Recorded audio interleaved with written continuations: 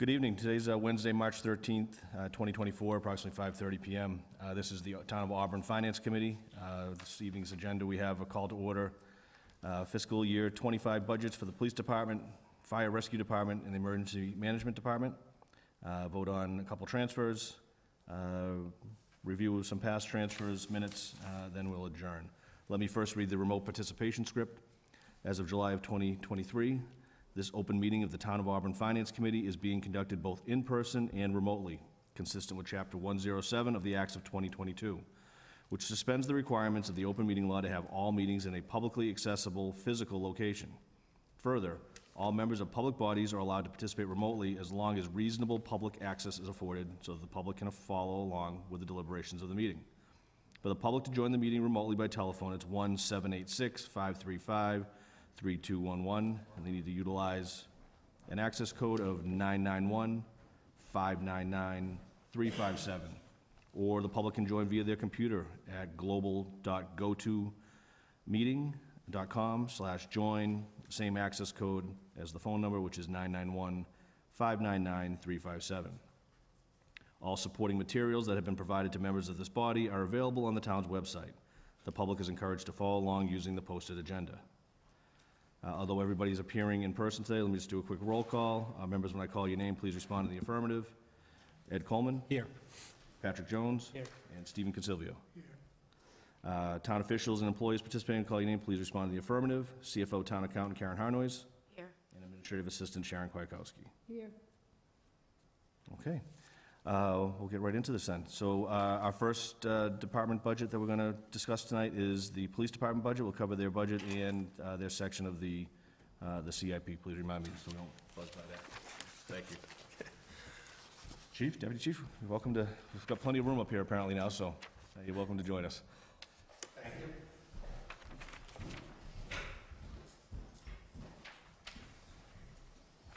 you. Good evening. Good evening. So Chief, would you like to read the amounts requested or go over highlights, or would you like to go over the highlights of your budget, or how would you like to? I think we'd like to go over the highlights of the budget, if that would be okay. Absolutely. I can tell you that I give credit where credit's due, and my deputy chief puts in countless hours handling the administrative side of this, and he put a lot of effort into this year's budget. And so from here, I'll read you a few bullet points. The fiscal year 25 total increase was $312,000. To be specific, $311,990. Out of that, $221,504 were salary increases that we were obligated to have.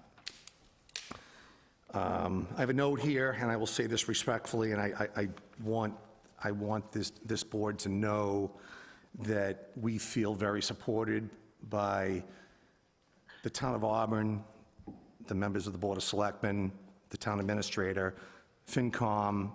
We have always felt very supported by you folks, and you've always listened to us. We had made a request this year. It was a significant ask of adding more patrolmen, 4 more patrolmen, correct? And then a lieutenant, a watch commander.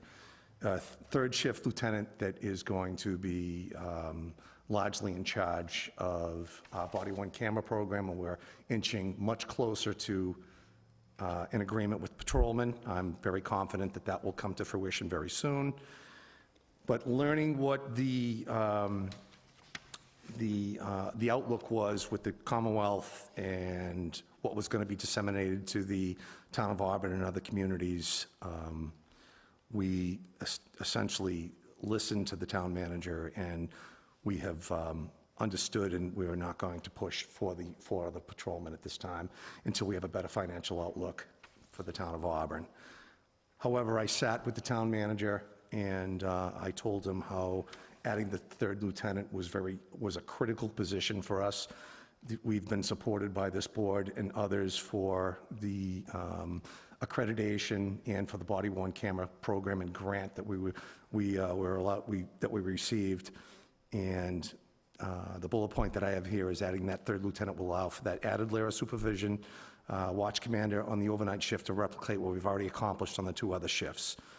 And the third lieutenant is needed to balance out our administrative duties to include serving as accreditation manager and body-worn camera oversight, which is going to be a large task. I can tell you this is good news. Our supervisory overtime went from 94,000 before realignment to 89,000. So we have realized a real savings by having that day lieutenant and the afternoon lieutenant, because when a sergeant may be off of vacation or leave time or training, that watch commander has taken over that role without necessitating a need to fill that shift with overtime.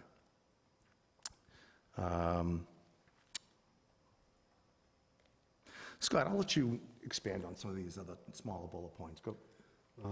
Well, generally speaking, one of the largest increases, obviously, is the body-worn camera storage. That goes from essentially a 0. It was funded at 16,000 after the fall town meeting, but that goes to 37, and that's what the full year cost for that is. Meetings and education, I'm sure you saw, are increased by $20,000, but that's based on conducting an assessment center process for all ranks, so sergeant, lieutenant, deputy, and chief.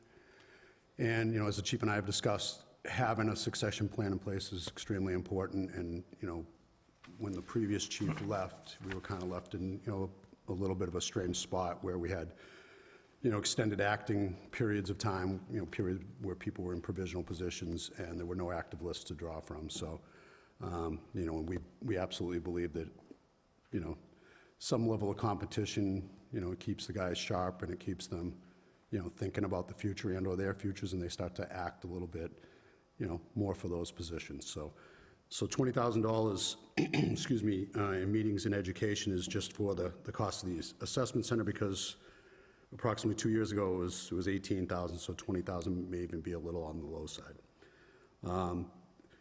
Technology support's up $15,000, but that's based on Xerox leases, and I think, I've been before the Finance Committee before and mentioned our costs associated with our IT support. Just today, we got quotes from another, we've tried to, follow through with that and get other quotes from other companies. There aren't as many companies out there as I thought that did public safety IT support. I mean, I suppose we could expand it beyond just public safety, but I was a little disappointed with the quote that came in today. It's not much of a savings over GDS, unfortunately, so we have to go back to the drawing board with that a little bit, but as of right now, GDS is our primary IT. If I could just comment on that, Deputy, this is IT support and firewall support is critical. I'm sure we've all seen articles in the paper. I have fellow chiefs in other communities, Shane Woodson, the town of Southbridge.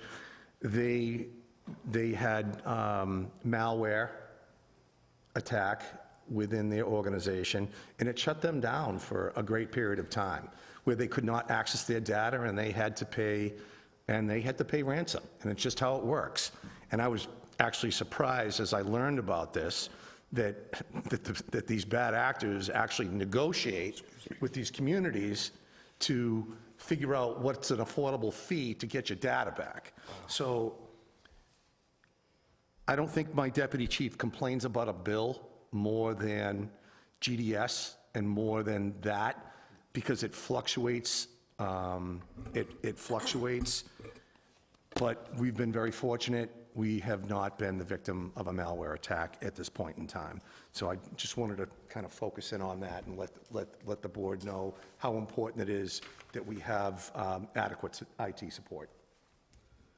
So as referenced, or as the chief just said, last year global data went up almost 9%, and they announced it in May to us, so it wasn't really even accounted for in FY24. So we're trying to account for that in FY25, and they've indicated to us there will be no increases as of right now, but I don't know if they even know, our person, I don't know if he's even aware what he's our rep, but I don't know if he controls any of that. You know, and I don't want to be a broken record like probably mostly every other department's been up here, but, you know, the cost of everything going up. Although, when we get to CIP, there is a cost of something that's actually going down, so that was a pleasant surprise. But dues for, you know, Central Mass Chiefs, SEMLEC, our dues for our regional services with, you know, SWAT, drone, crash recon, motorcycle, that went up 25% this year alone. So they hadn't gone up in many years, but they all went up. So, and then, you know, firearm stipends, education stipends that weren't accounted for are now accounted for. And, you know, I had previously, we have a Motorola annual maintenance contract. It's a little over $5,000 for our portable radios, as well as some subscriptions for crash reconstruction equipment and like the speed signs that you see around town, or the digital, any of those digital boards, they all come with recurring annual costs. So it's more or less the highlights for the actual 25 budget. If you have any questions you do have, obviously we'll take. I had a question on the ransomware problem, because I was listening to a news report of that recently. Who's paying for that? Is that part of the GDS? They're only providing technical background, and then we're buying insurance somewhere else to cover the ransom? How does that? The ransomware that occurred, or the ransom attack rather, that occurred in Southbridge was they went after the records management package, which is through Central Square, formerly known as IMC. One of the quotes that we got today was for a virtual, like a cloud-based housing of IMC.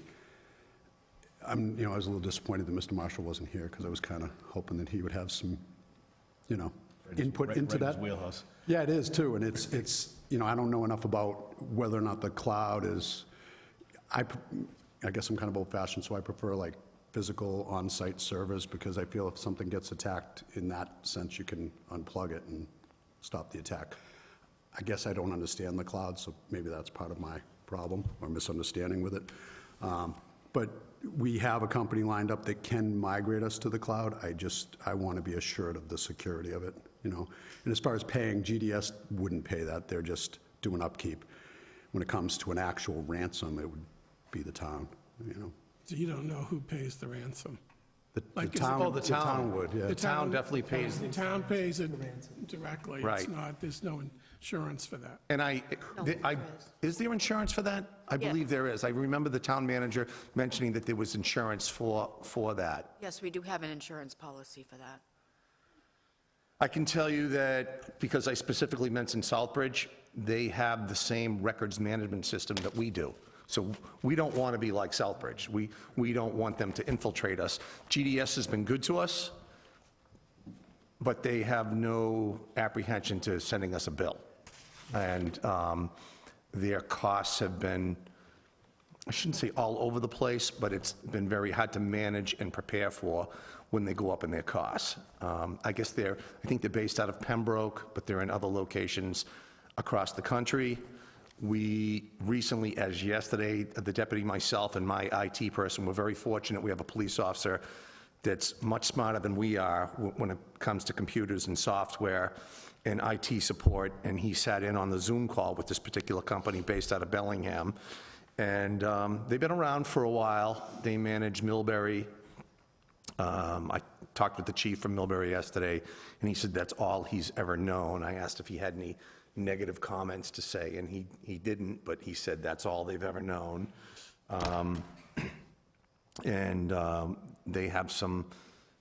They have a few departments from around our area, some bigger ones in Rhode Island, but we didn't realize a significant savings versus GDS, who we're currently with now. So we just wanted to acknowledge to the board that we recognize that this is a significant cost in our annual budget, and we're paying attention to it.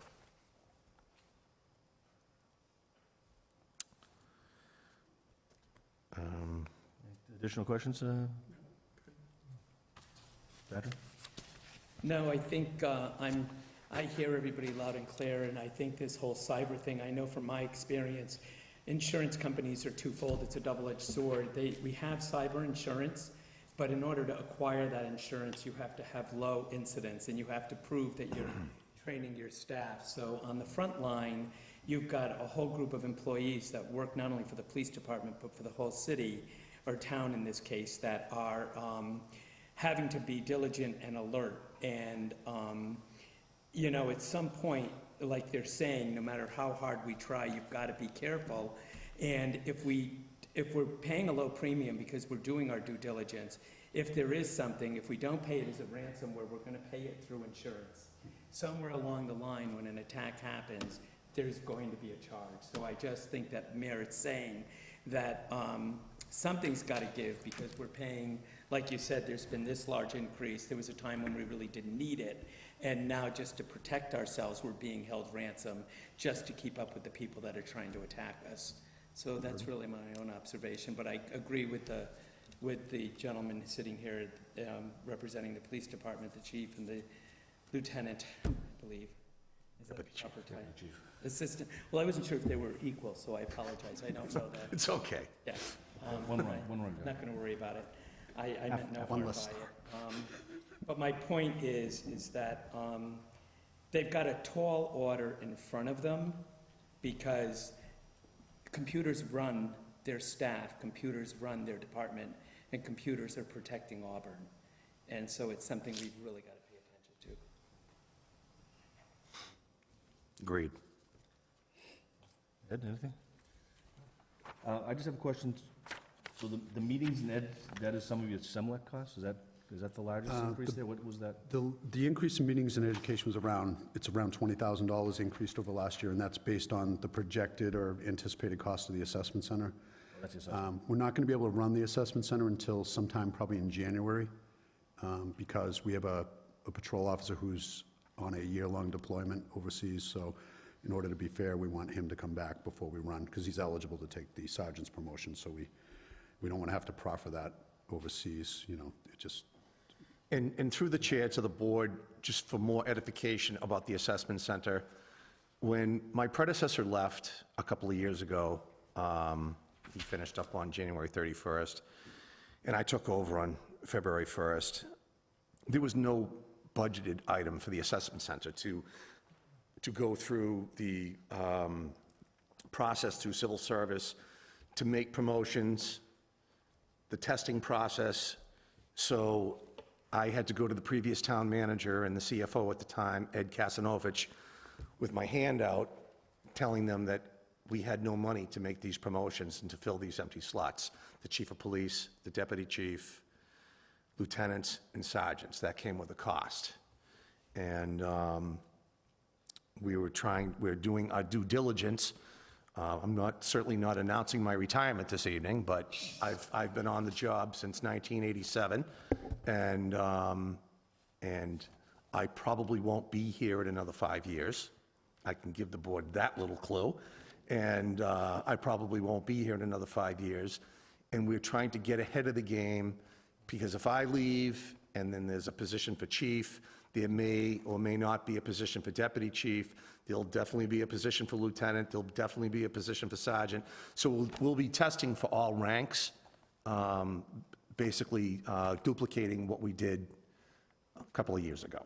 So we tried to get ahead of it so the board understood that this was the process. Well, just for clarity, and again, I just realized, and I was looking at the different set of count codes, so I apologize, it is deputy chief, and I took my eye off because I was focused on cybersecurity. okay. But to that point, is the whole intent of the position currently for succession planning and not to keep the position of deputy chief intact?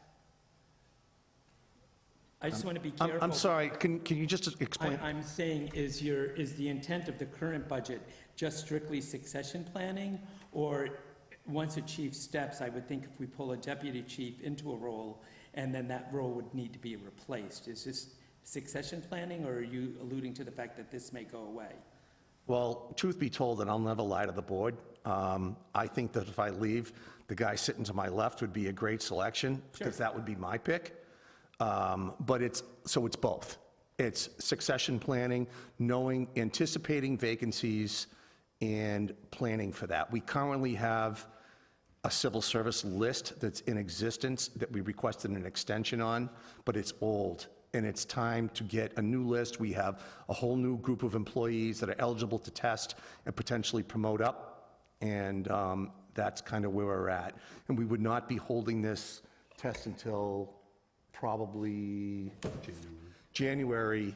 Like I said, we have a legal obligation, especially with our deployed officers, to give them that same opportunity. I've seen other communities that have made that mistake where they've promoted and not given someone deployed the opportunity, but again, they have a legal right, and we have an obligation to make that available to them just because they're serving our, even though they're serving our country, and rightly so.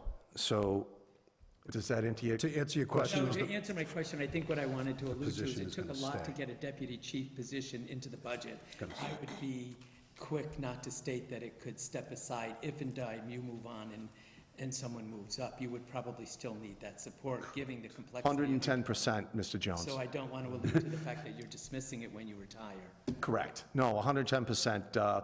Probably one of the best decisions that I ever made when there was an interest with the town of Auburn to ask me to remain on with Chief Lucas's departure was to ask for my deputy chief. He has certainly stepped into the role and outperformed my expectations. And I think he demonstrates that with his Punching me in the nose when I say, he's not going to do that. He's gentle. He may look angry, but he's gentle. Just to clarify, and we've gone a little bit off topic here with Right. the chief and deputy chief positions. This assessment center is for sergeants and lieutenants. It would be for chief, all the way up. deputy chief, lieutenant, and sergeant, correct? But would we use all of this money this year, or would we assess? We want to have active lists for all the ranks in the event of a retirement or, in the event of a retirement. I mean, the lists are good for at least 2 years. You can get a 1-year extension, so it gives us a 3-year window to work within, potentially, so. My other question was body cam storage. So it's listed on our sheets under FY '24. Go ahead. Did we already approve some monies? The amount that was appropriated for FY '24 was $16,000. Originally, it was a zero. We went to fall town meeting and changed it to $16,000, because at the time, we anticipated implementing the program in the beginning of January, and we prorated a half a year, essentially, of body cam storage. In the successive years, I believe it's another 4 years of the contract with Motorola, it's $37,000 the first year. It goes down, I think, to $34,000 or $35,000 the second year. It fluctuates, but it's essentially $35,000+ for each successive years. Oh, it's up above, thank you. One's bolded down below and then the current years. So, just out of curiosity, is Motorola starting the clock when we implement? Or are we paying for storage that we're not utilizing because we haven't started? We have not paid, currently, I ran a year-to-date before I left the office, actually, and it's still exactly $16,000. We haven't incurred any cost at all. So that number it should be reduced, I would assume. And I'm hopeful that we're going to get the cameras up and running by, I hope May 1st. I'd like to say April 1st, but we'll say May 1st for now, just to be cautious, I guess. So we should only incur 2 months' worth, so it should be reduced. It's a prorated amount. So We have 99% of the equipment and the technology. The departments received the training. We're ready to go, and under advice from town council, we're trying to wrap up the impact bargaining, which is a requirement of the grant, and we're this close. I'm being optimistic, we're this close, so we're looking forward to it. I know my officers are looking forward to implementing the program and having the body-worn cameras, and that's just part of it. And my last question for this one is, typically in other years, we've looked at the department's request and see where town administration has shaved off in the hopes that, as monies become available, we can sort of, through requests, or it doesn't seem that like this is gonna be that year. So I can appreciate that you've, made some tough decisions along with town, the town manager when you've come in. Is there anything of highlight here, out of your request, other than the 4 positions? Obviously, that's a big one. Are there any others that, certainly if you were to come back, if there were to be a savings somewhere else, that you would sort of highlight for us now to say, that would be my I mean- $20,000, $30,000 to, Sorry. Yeah. I would honestly, I think getting those bodies, getting those patrol bodies, and the reason we asked before was, obviously we run 3 shifts, it would add one body to each shift, and then the additional body would be, we would plan to augment the detective unit by another detective, and that's based just on their workload and, some of just the amount of cases that they're dealing with and responding to. So that was what the ultimate goal was, one across each shift, and then a full-time detective, another full-time detective. And as you see, we reduced the full-year lieutenant down to a quarter-year lieutenant, so it starts April. And that should line up okay with the assessment center timing and establishing the lists. We could talk your ear off on personnel needs. I can tell you, based on my history with the agency and the department and Scott's, we have been at a minimum staffing of 3 and 1 for a long time. A sergeant, a supervisor with 3 patrolmen. I'm sure you've heard me talk about my biggest request from my citizens of Auburn has been traffic enforcement. The call volume that we have, the officers are spending, the calls are more complicated, they're spending more times on calls, and to have the availability of additional officers to cover traffic enforcement and to be out there during the commutes and trying to make changes to improve public safety has been a challenge. Like I said, we're not deaf to the fiscal responsibility of the town, the Board of Selectmen, the Finance Committee, and with regards to what they're going to get with reimbursements. We know the migrant issue has been a tremendous cost to the Commonwealth and across the country. We're not deaf to that, but we were trying to make some changes based on statistical analysis and what our ability has been to actually address the concerns that we have and our citizens have. We've been very grateful to be able to implement our second SRO, which has been a tremendous success with our school systems. It's been a tremendous success that we are partnered very strongly with the school department in the town of Auburn, and Dr. Chamberlain has been super supportive, and that added position to the department, I followed through with my promise to be able to place that person in place. And I'm sure the board remembers me last year mentioning we wanted to increase our personnel so I could add a second traffic officer that was assigned to the afternoon shifts, because we all know the afternoons is a busy commute time, and there's a lot of traffic on the road, and we know where our crashes are. They're at our major intersections on Southbridge Street and Route 20, and to be able to implement and deploy that. So that was one of the reasons for the ask, but I wanted the board to understand that we recognize the fiscal constraints from the town. We are not deaf to that. I guess just one last one for myself. Overtime, which is always sort of a projection, it's a projection. The 325 you had requested, was that based upon those 4 additional positions? And now I see 250, which is, closer to the, it's actually lower than the 3-year average. How are we doing there? Positions that are, people that are out? I mean, where is overtime? This is our first year, with cutting the dispatchers or the communication sections out on their own, so that was the reason for the original decrease from, I think, 250 to the 195. I can tell you as of right now, we have 30,000 left, which it's not going to be enough, I know already, to get through the rest of the year, because, there's some special events coming up between Little League Parade, Memorial Day Parade, fireworks at the end of June, as well as, increased lead time and whatnot. So I already know that that's not going to be enough, and I think it's always been the case. We do everything we can, as the chief mentioned, the restructuring with the command staff, it definitely saved money right out of the gate within the first 6 months, and we've seen a trend where it's going to continue to save 22,000, I think, about projected for this year, over a full year. But, yeah, I mean, the 250, it's an increase, but again, you're dealing with increased rates of pay, so, that amount of money doesn't go as far, it doesn't give you as many hours of overtime. We've been We are participating in the Route 20 speed enforcement project, which we've been putting on 4 extra shifts for that. And I keep a running, basically, document of the reasons that we are filling overtime over the course of the year. And I can tell you right now, we have the officer who's on a year-long deployment. We have 2 officers out, IOD, knee injuries right now, one of which is projected at least to be a minimum of 8 weeks more.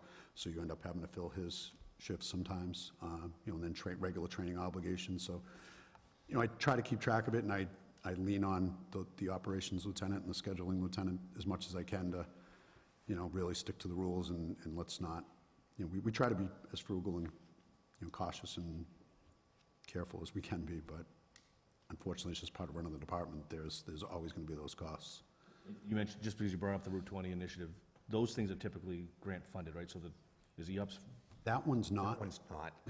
That one's not, and your organization actually reached out to us because we were on the Route 20 corridor, and the enforcement effort that the deputy chief is speaking about goes across the country, and there's delineated dates that any communities across the country from coast to coast are involved in proactive and visible enforcement on Route 20 to decrease deaths and traffic crashes and injuries. And knowing we have significant real estate in the town of Auburn on Route 20, and knowing what our crash statistics are, we felt it was important, and I felt it was important to participate in that with the Mass State Police and hundreds of other agencies across the country that Route 20 passes through. anything else? Okay, so for the police department this year for FY '25, the department had requested $5,528,946. The town manager's recommendation was $5,115,567. That is an increase over last year, over the FY '24 budget of $311,990, a 6.49% increase. Motion to approve? Motion to recommend. Yeah, motion to recommend? To recommend. We have a motion to recommend and Second? a second. All in favor? Aye. Thank you. We want to do their CIP while they're here? Yeah, I was just gonna hit the dispatch real quick, and then we'll get there. All right. So we can see on the budget end of things. So dispatch is, public safety dispatch, 215 in your book. It's in this, actually, it's It's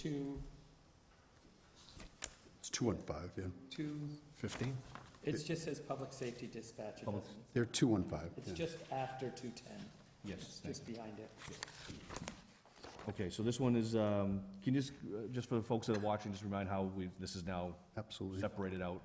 So the communications department is, the public safety dispatchers, they share police and fire dispatch, EMS dispatch, so they serve obviously the Auburn Fire Rescue Department as well as the police department. They're housed in our building currently. We're funded for 11 total positions. We've had a very difficult time maintaining even 8, quite frankly. It's been difficult to fill those positions in general. The fire department was gracious enough last year to, use other funding sources to fund those 2 extra positions, and we're planning to try and, we budgeted for the 11, and, in the overtime, luckily, their overtime is augmented significantly by the support and incentive grant, which pays for about $60,000 or more in overtime, to backfill dispatch. And then there's a training grant that also allows for backfilling for them to attend training. But we knew last year when we first cut the dispatch section out into its own org and, into its own budget, we kept it bare bones, just as the dispatchers, the communications director salary, overtime, and communications oversight, and I believe longevity was included in that. And we knew that over the course of subsequent fiscal years, we were going to continue to build it out as far as adding, lines that are necessary. Because currently, like you'll notice, this year versus last year, there's a miscellaneous service line, there's a training line, and there's a clothing line. So the dispatchers get a $300 clothing allowance. That's based on, obviously, 300 times 11. So, and as far as miscellaneous services, that covers, or that will hopefully cover, When we send them for physicals, pre-employment physicals, because currently that's paid for out of the police budget, and/or their uniform shirts, sweatshirts, all get embroidered. We currently pay for that as well, and embroidery is a lot more expensive than you would think, believe it or not. So we were just trying to bring the budget into a reality situation where it actually represents what the costs are affiliated with running the center. Her overtime budget right now, that overtime budget currently right now is actually in pretty decent shape, but like I said, the grant offsets a lot of that. But we've done everything we can, I think, as far as being creative to try and fill those positions and retain those people. But, you'll notice that the salary line actually went down from this year to next year. And that's basically because there's, out of the dispatchers that are currently in there, I think 4 of them are in their first year. Or they have 12 months or less experience. A couple of them had experience previously, but we're paying a lower rate for these people. We have one dispatcher that's been with us for 15 years. The next closest person has been with us for 15 or 16 months. And it just goes down from there. So we have a lot of new people. I think the fire chief and deputy fire chief would probably agree, and I'm sure Mary Ann would say the same, Ms. O'Connor would say the same thing. They do a great job, and we're doing the best we can, and she's doing a great job, and we're trying to kind of get everybody, moving in the same direction and on the same sheet of music, but it's not an easy job, and it's a hard job to retain people at, unfortunately. And I don't know if that's an environmental thing, or if And that's... we're not the only community that are dealing with this. It's kind of a dirty phrase, but these departments, they're pillaging from one community to the other, hoping to offer the best work environment, competitive pay, training, et cetera, recognizing that they are true first responders that are sitting there, the first line of communication with the public during critical incidents. So we're trying to get there. We're working hard. We're making some progress, and hopefully this is the year that we get up to full complement, because the people that work there know that those added positions, they're going to be working the swing shifts, are going to make it easier. I'm proud to say that some of my police officers that were in communications and dispatch before they started their careers have maintained their skill set, have maintained their certifications, and they've been jumping in, grabbing some of these open shifts. Because my full-time shifts weren't completely filled, I negotiated with the union membership to see if they would agree with letting part-timers fill some of those shifts, either 4 or 8-hour shifts, and that's been happening, rather than money just sitting there and with people that were willing to work in these positions. So we're trying to be as creative as possible, and hopefully we'll be there this year. So yeah, it's just quickly, obviously the actual salary line went down. The communications director is a COLA. Training didn't exist, miscellaneous services didn't exist, and the clothing line did not exist in the budget prior to, so those are all, the 750 is level. The longevity, there's only one person that's actually eligible for longevity, and that's the 15-year employee, so that's the max that it's gonna be this year. It's a little odd that you would see those kinds of things go down, not at least be level or go up, but Is the dispatcher community unionized? they are. Yes. So that's, that one's kind of an easy one, I guess, as Well, far as the budget. longevity gave it away. Sorry, sir? Longevity gave it away. Yeah. I just have one question. You invest and train and work with these people, and unfortunately, like you said, whether they go to somewhere else or they just burn out and decide it's not for them and they move on, do you consider offering them the part-time role as well, just to keep their skill set? Do you try to get some to come back even if they fill in on the weekends or something? Great question, and yes, that's a resounding yes. If they're a positive, hardworking... invested in them, If yeah. we've invested in them, if they're a positive, hardworking employee, and they'd like to stay on, we offer that to them, and some of them have. To help offset the count of the chase, yeah. And as the chief referred to, the police officers that are working in there that had retained their certifications, we pay them out of our overtime budget because we don't pay them out of dispatch overtime, so that's another cost, but And miscellaneous services, can you just, because it didn't exist before, so you've got training and clothing. What are miscellaneous services again? So the miscellaneous services would include, when we send them for pre-employment physicals, when we have to pay separately to embroider their uniforms, and for whatever reason, that has never historically come out of their clothing line or a clothing line. We always consider that an additional service.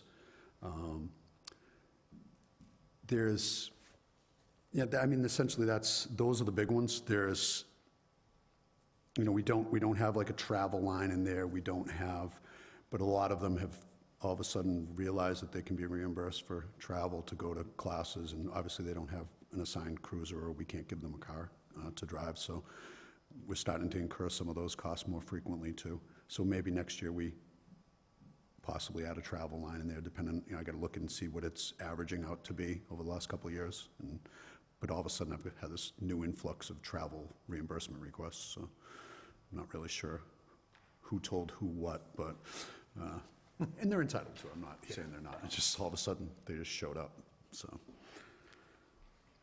I don't know if that, hopefully that answers the question as far as the miscellaneous services.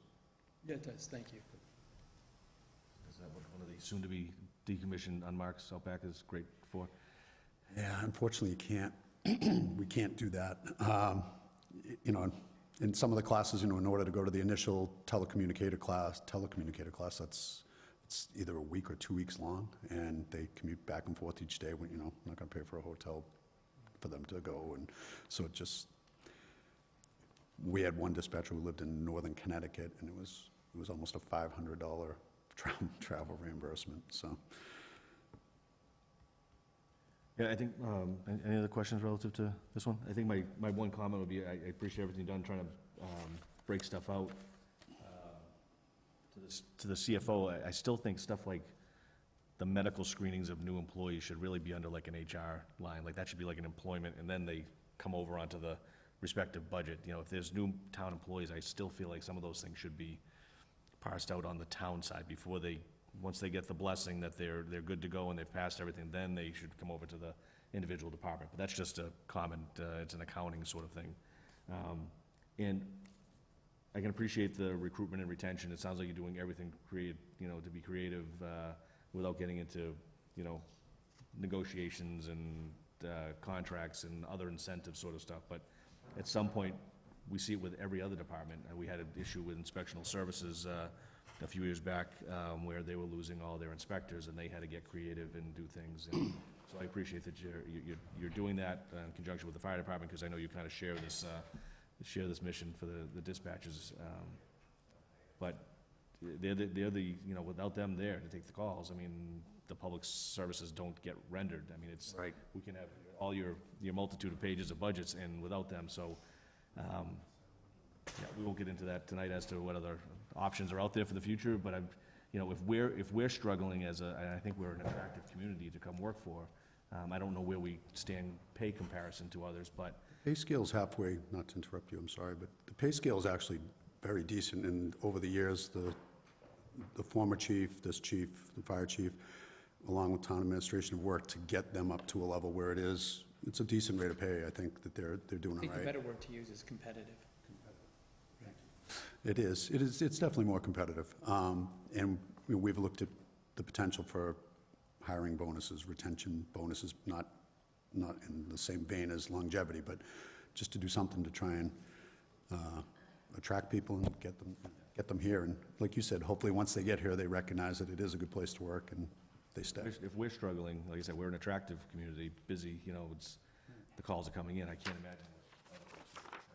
Truth be told, last year, I received an unexpected call from a friend and from a former police chief, and I will not name the town, who, when I answered the phone, and he was someone that I didn't mind answering the phone because he's a friend of mine, he says, "Tell me it's not true that one of your police officers called my dispatcher while she was working and offered her a job." So, So we said it I couldn't wasn't true. confirm or deny that at that point in time, but that is how competitive it is out there to get these telecommunicators, professionals, seated. So, I mean, they are, without pontificating, they are customer service, people pick up on their demeanor, their attitude, their helpfulness, and all of that. So to try to find the right people to sit in that seat for 8 or 16 hours a day has been a challenge. But again, that's a shared challenge that a lot of other communities have right now. But we're trying. Okay, if no other questions, so the dispatch, the public safety dispatch section, last year's FY '24 was $871,728. This year's department request, $883,461, which is also the town manager's recommendation. Motion to recommend. Second. A motion and a second to recommend, all in favor? Yes, thank you. The CIP.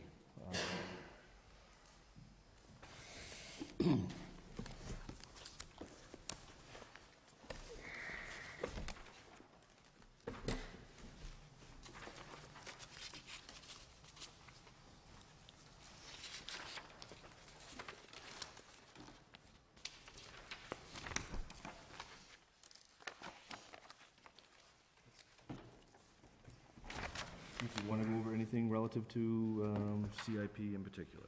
I think we would just entertain any questions that you have. Deputy Chief and myself have studied this chart over the past several weeks, and I think it's pretty transparent the way it is, but I would entertain any questions that you may have. Before if anyone has any questions about cruisers, I know there's a couple of chuckles that are out there. Last week, I received a call from my colleague and my friend, Chief Coleman, who was a little bit, I guess I can say worked up a little bit about some non-factual comments that were made on a social media platform. I can tell you that Chief Coleman and I realize that making arguments with people on social media can go one of two ways. But we talked about it, and we felt like we needed to get the information out there, and we needed to make it official. And I was able to get a hold of my deputy chief and one of my lieutenants that does a very good job on social media, and we put some information out there. And I can tell you that there were there was a lot of feedback, and I felt good about the feedback. I had, not only did we get feedback on social media, but I got calls and emails, and they appreciated the transparency. And it is what it is. Everybody knows here at this board what the vetting process is to make purchases, that this goes through several layers. And I had hoped that if any members of this committee had questions, that answered some of them. That wasn't the reason that it was sent out, but as Chief Coleman said, let's not let the facts get in the way of a good rumor. So, And I'll just comment on that one, because I don't know if I started that by accident last week. I just used cruisers as an example of, as we were trying to get a better understanding of the CIP process. And I used the Auburn cruisers because of the new Tahoes, and they were very visible as people go by. And we've seen town meeting members ask questions at town meeting previously about the number of cruisers and why do we have. So I'm hoping I was not in relation to that. I saw it and I went, oh, no. Mr. Chair, I don't think that was the case at all. We have an idea on who probably started that issue, but this has been, and this is where I get some of the thanks from some of the citizens in town. This has been a question that's loomed my entire career. It's probably going to loom long after I do. They drive by the police station, they have a visual of what they see for cars out there, and everybody's got an opinion, okay? One particular commenter made the statement that we had 50 Chevy Tahoes. Well, we don't have 50 Chevy Tahoes. Another one made the ludicrous, and the same person made the statement that the town of Auburn has more fire apparatus than the city of Worcester. So I think that's what got my brother a little worked up over. And so we went out there, and that's what it is. And our fleet program is a success, and not a lot of other agencies. We've worked it out. It's a success. We have 2 officers assigned to a car. The car's not driven 24 hours a day, 7 days a week, 365 days a year. we're going to have mechanical issues, we're going to have upkeep on the cars. We always have one or two that are down. We are able to keep our cruisers in service.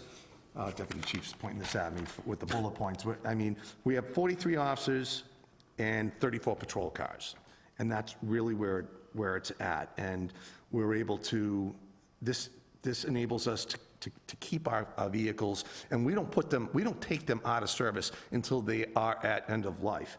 You know, I have a note here that our oldest car is a 2013. Actually, we have a 2011 Ford Taurus that was driven up to last month, up and until last month, when we realized that putting any more money into the vehicle is fruitless.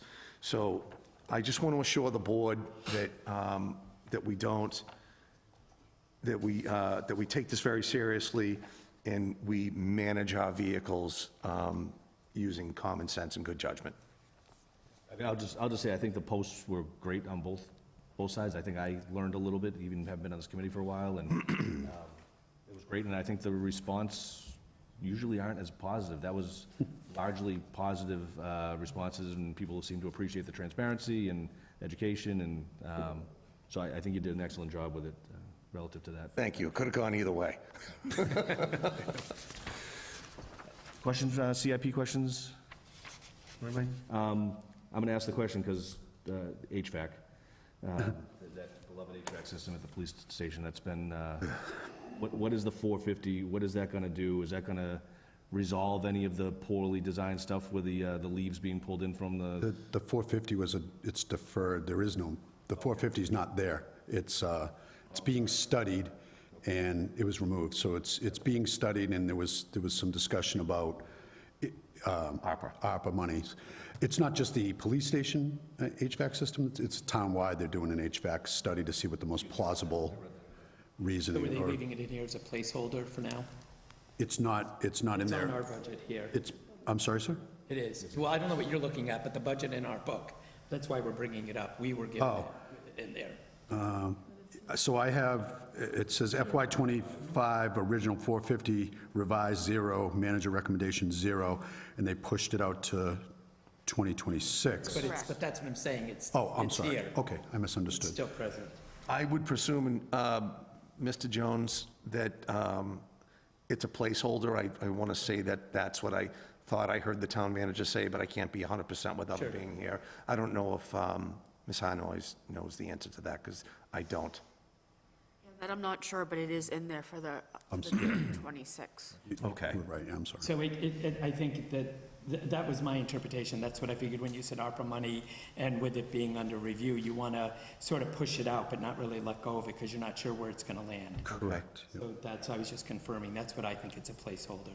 And I was just before the board, before the committee a couple of weeks ago, asking for a transfer to do the boiler repair, which was, through the CFO's guidance, basically, we were able to save almost $5,000 on that repair. But suffice to say that our HVAC system is past end of life.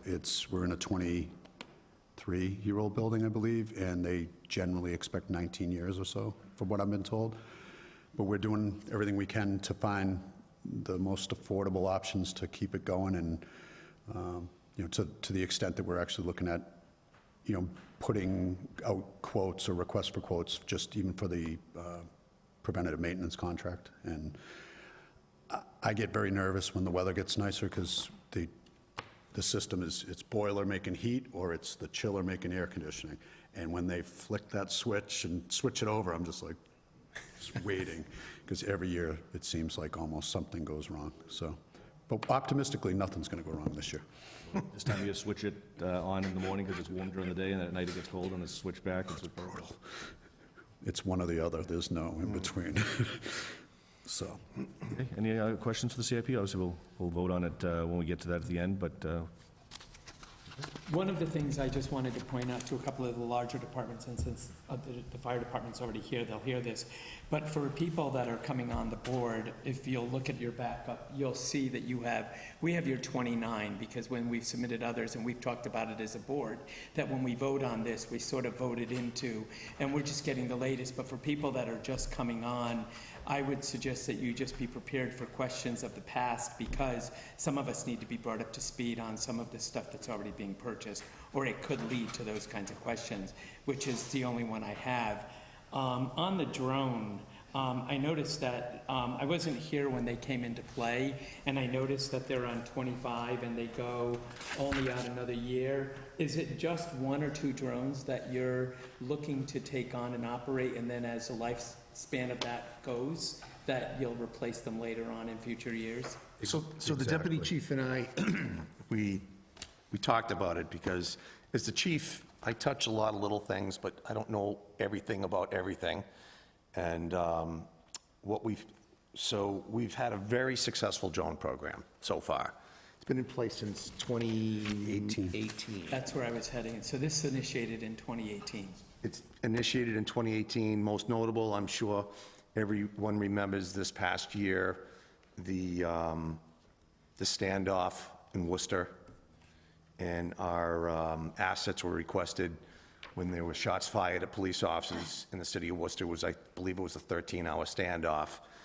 And not only did we deploy regional assets with Semlec, with the Bearcat, which is the big ballistic vehicle that we had, but our drone team responded, Officer Laskus and another one of our patrolmen that escapes me at this time. And they utilized that drone to actually make access inside the home. So drones have various purposes. Some of them are tactical, where they can actually enter homes and go inside and do a room check to preserve a human being from going in there. And they deployed the robot. The robot actually got shot, and the city of Worcester, under the new chief, Paul Saucier, they stepped up because they realized it was an asset that we sent from our community, and they actually repaired they covered the cost of the repair of the robot to the tune of several $1,000s. We've utilized the drones at public events, 4th of July events, missing persons, missing elderly people, searches for suspects, and in car crashes. That's another important one they do. They utilize them for mapping and for documenting serious car crashes, fatalities, serious injuries. So the drones they're here to stay. They're unfortunately right now, this is just for your edification, and I know this from attending Mass Chiefs events, that right now there's limitations on grant funding for drones, because the federal government is concerned about a lot of the parts and pieces being manufactured in China. So there's been limitations on federal grant funding that we hope are in place. And the deputy chief did his due diligence with our drone people to determine what the life expectancy is of drones. And we're around, 5 to 7, 5 to 8 years? Yeah, 5 to 8. On the Which is drone. why they fall off the budget after this next year, because they're expected to last well into fiscal year 30 or 31. Correct.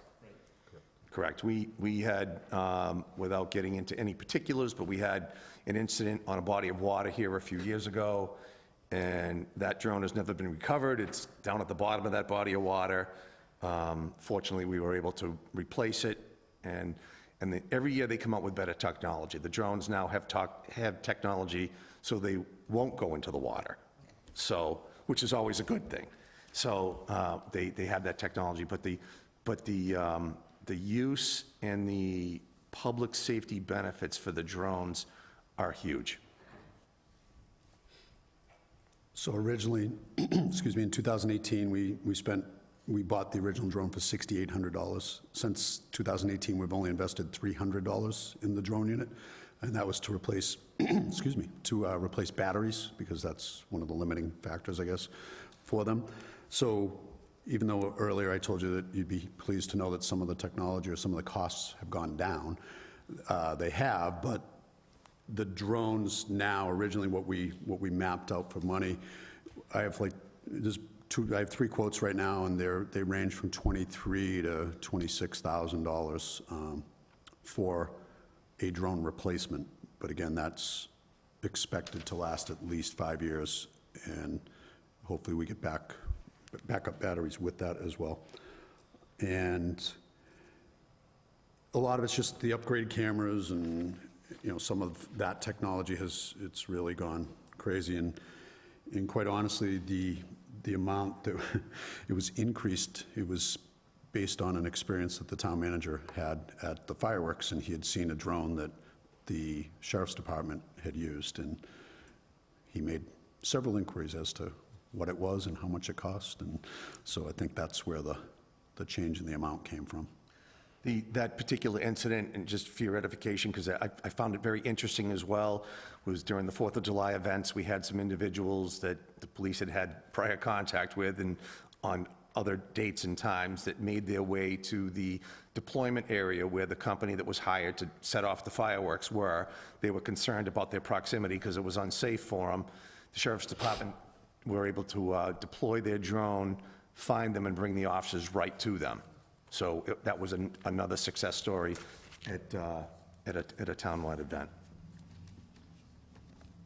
Through the chair, I just want clarification on the replacement of the radio console or the dispatch radio console, because dispatch is sort of separated out.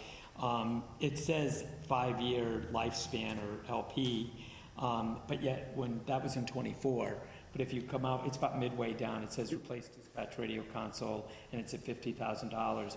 But 5 years from then would be '29, but I notice it's not out there. I So is believe that that was a anticipated? 5-year lease program, and 5-year lease I program. believe the last year of the lease just occurred, if I'm not mistaken. So we're renewing it currently in fiscal year '25? I'm sorry, this is the last year of the lease program. All right. Thanks, Chief.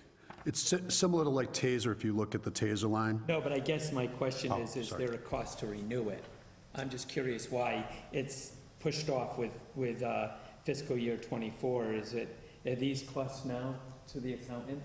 Are these what we're spending this year? Yes, in FY '24. Okay, so that's why. So then, I would think we'd anticipate something down the road in another 5 years, another lease plan. I'm just asking because it's not out there. And so I'm just wondering why we're not putting another $116,000 It's a out. lease, it's a government capital lease, same deal. 30, yeah. Next year, It should appear, right, so it's 10 years lifespan for the equipment, so year one will start in FY '30, so you'll see that next year for year one. got it, thank you. Okay. I'll be looking for it.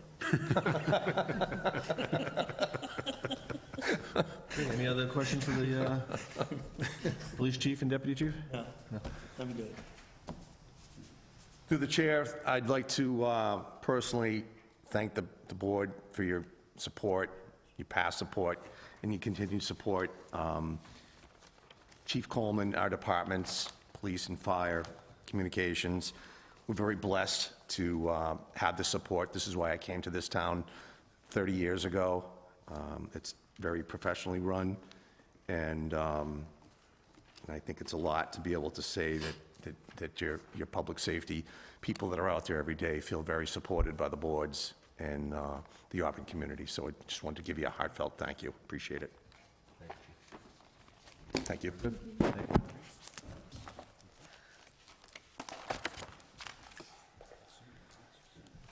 Move on to fire rescue, it's number 220 in our...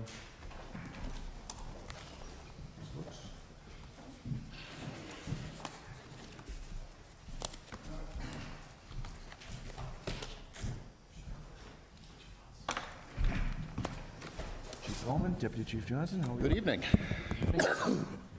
Did you want to kind of do it the same format? Do you want to start with just an overview, highlights, things that Yes, yep. us versus That town would, manager's that would be great. recommendations? Yep, Makes it easier for us, and absolutely.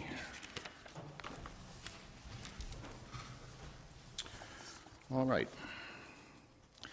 So I want to just start off by giving you a little bit of a staffing update, because that's going to play into when we get down into the salary line. So as you are aware, at the fall town meeting last year, town meeting appropriated funding to hire 4 additional firefighter paramedics.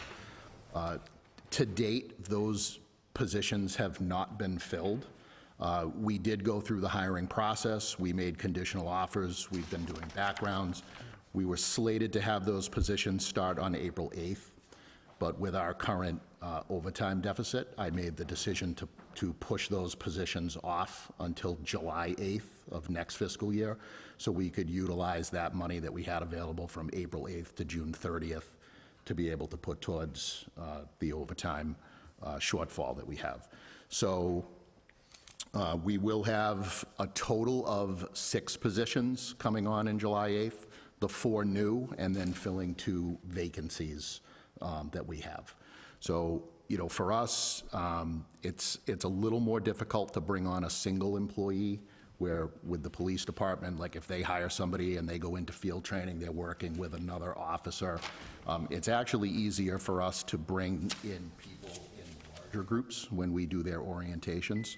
And the reality is that those positions that were coming on April 8th, they weren't going to do anything to sort of solve the overtime situation between April and June 30th. So that money is going to be best utilized going towards the shortfall and then just bringing everybody on together on July 8th. So I just wanted to kind of... Because they're not on their own, correct? Is that- Because they're not on their own. Correct. Correct.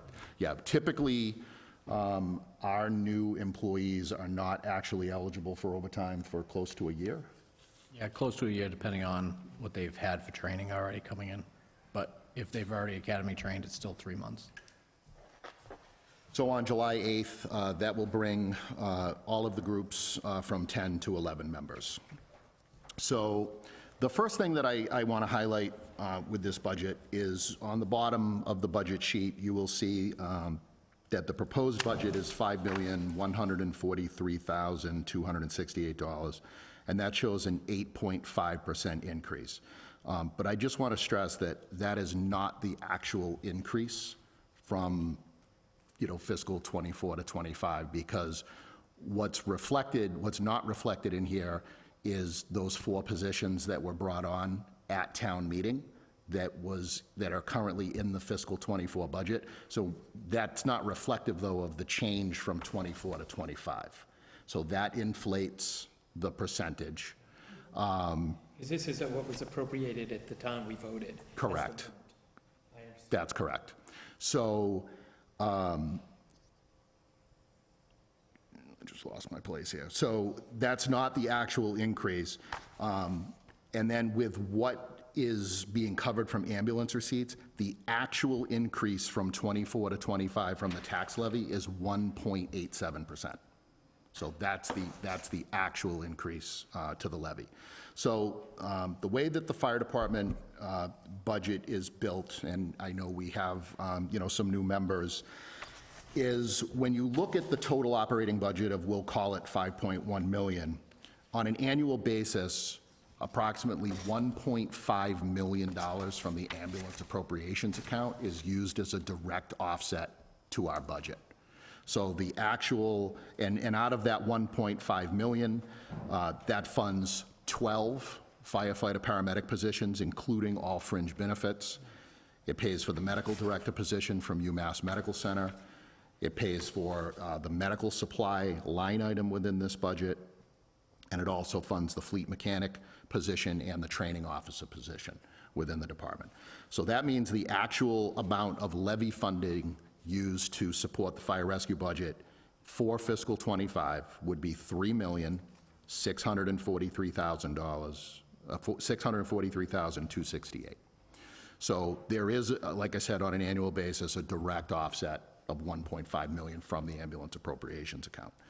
So our ambulance collections in fiscal '23 was $2,220,976.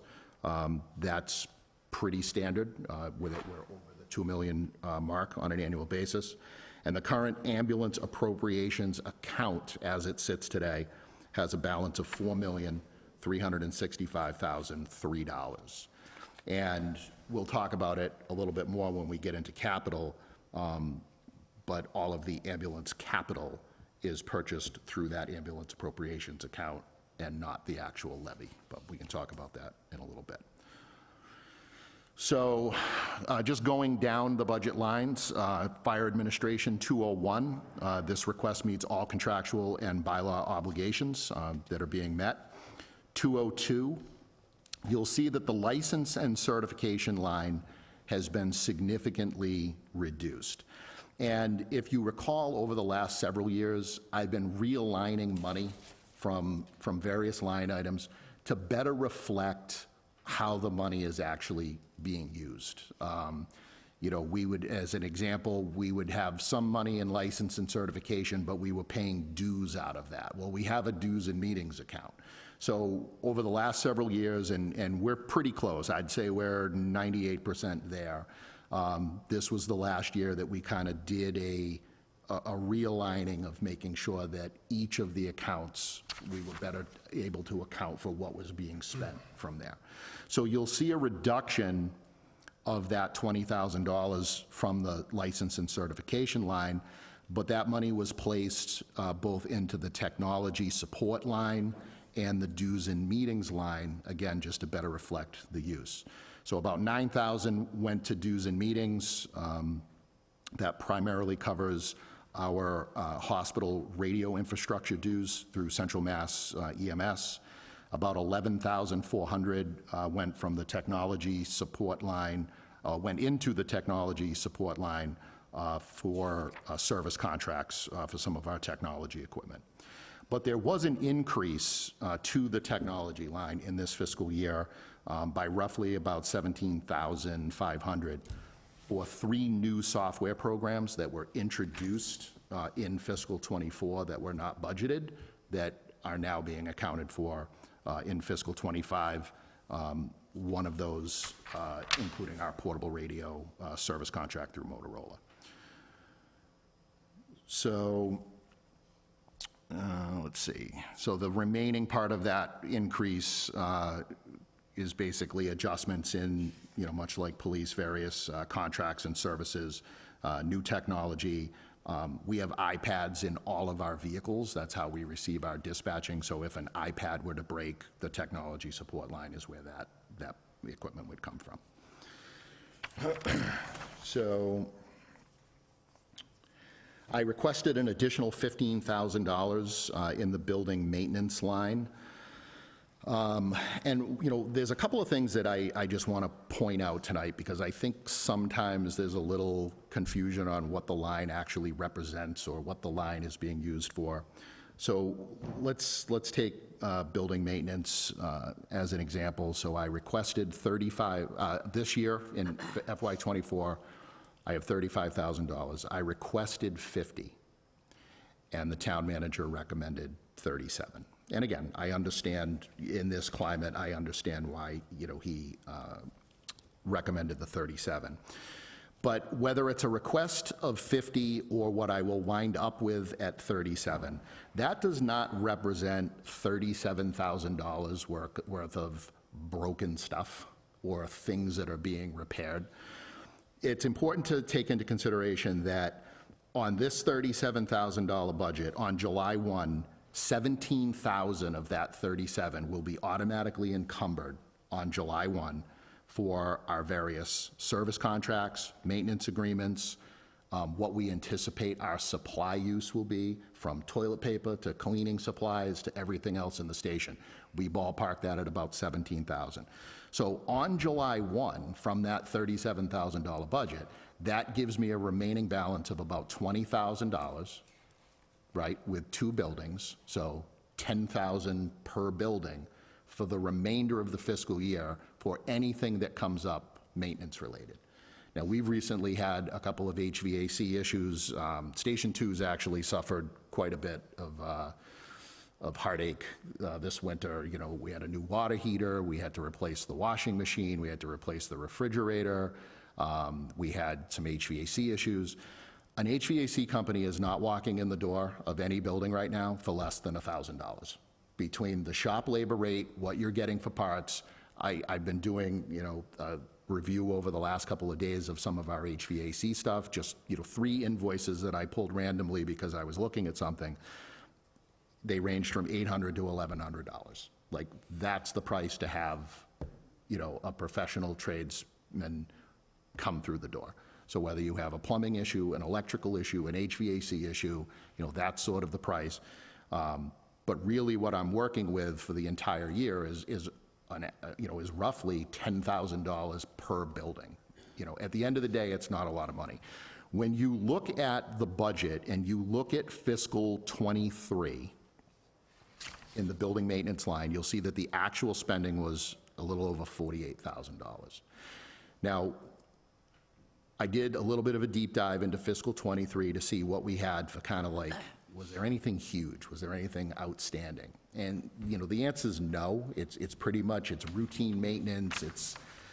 We didn't have there wasn't like a $10,000 expense that I could point my finger at. But I think what's going on, and it's already been talked about tonight, is I think fiscal '23 is a better representation on what things cost today in the economy. Because if you go back to fiscal '21, it was $30,000, went to $31,000, and then we had this huge jump to $48,000 with no significant notable repair to note. So I feel that the 3-year average is a little bit skewed because of that, so I think FY '23 is a better reflection of what actual spending is on the building, which is what prompted my $50,000 request. But again, I understand that, this isn't going to do it. But I can't promise that I'm not going to be back in '25 trying to move some money around in the event that I have, something go wrong.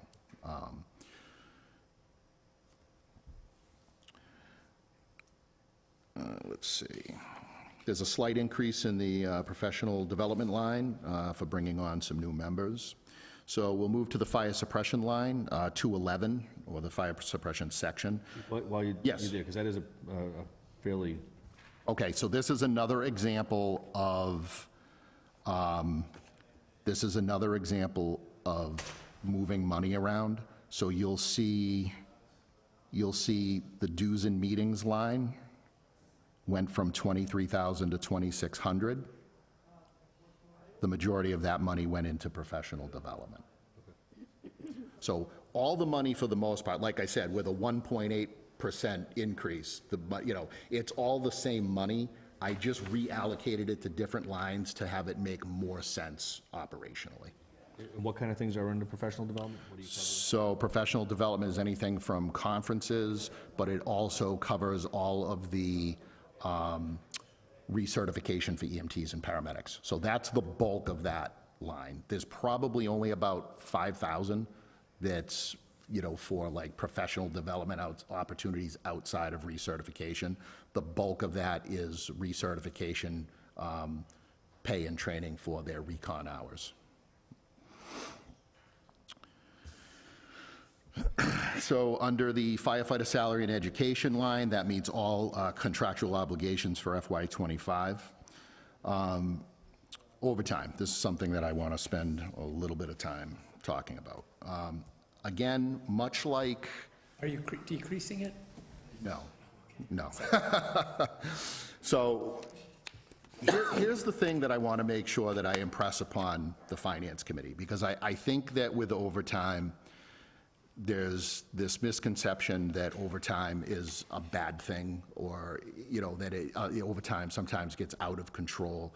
And, I sit before you here tonight to say that that is not true. That is 100% not an accurate statement. We track our overtime in 46 different categories within the department. I can tell you where every penny of overtime goes and what its use is for, okay? Again, giving credit where credit is due, the deputy does a great job within the payroll, tracking all of these overtime expenses. And I think, it's been mentioned before that I think when you're talking about overtime, people immediately sometimes say, well, we must have a sick time problem. If we're spending that much overtime, we have a sick time problem. Every January, I request from Ms. Harnois's office a copy of the sick time usage for our department, and I evaluate every sick hour on an annual basis that is reviewed, and I produce a report, and I can tell you that the average sick time use for the employees within my department is the average use of 2 days per employee on an annual basis. We do not have a sick time problem within the fire rescue department. When you look at where the overtime goes to, much like the police department, they mentioned the top 3 highlighted areas. The number 1 reason for overtime at 27% is vacancies. The number 2 reason at 10% is injured on duty. And the number 3 reason at 7% is off-duty injuries, covering people that were injured off-duty. So, and most of these other categories, they range from anything, court time to training, to staff meetings, conducting interviews, precepting employees. Like I said, 46 categories our overtime is tracked on a weekly basis. Chief, can we pass that down to the chief? Sure. Yep. So the next thing that I want to pass around, if you could pass this around as well, Mr. Chairman.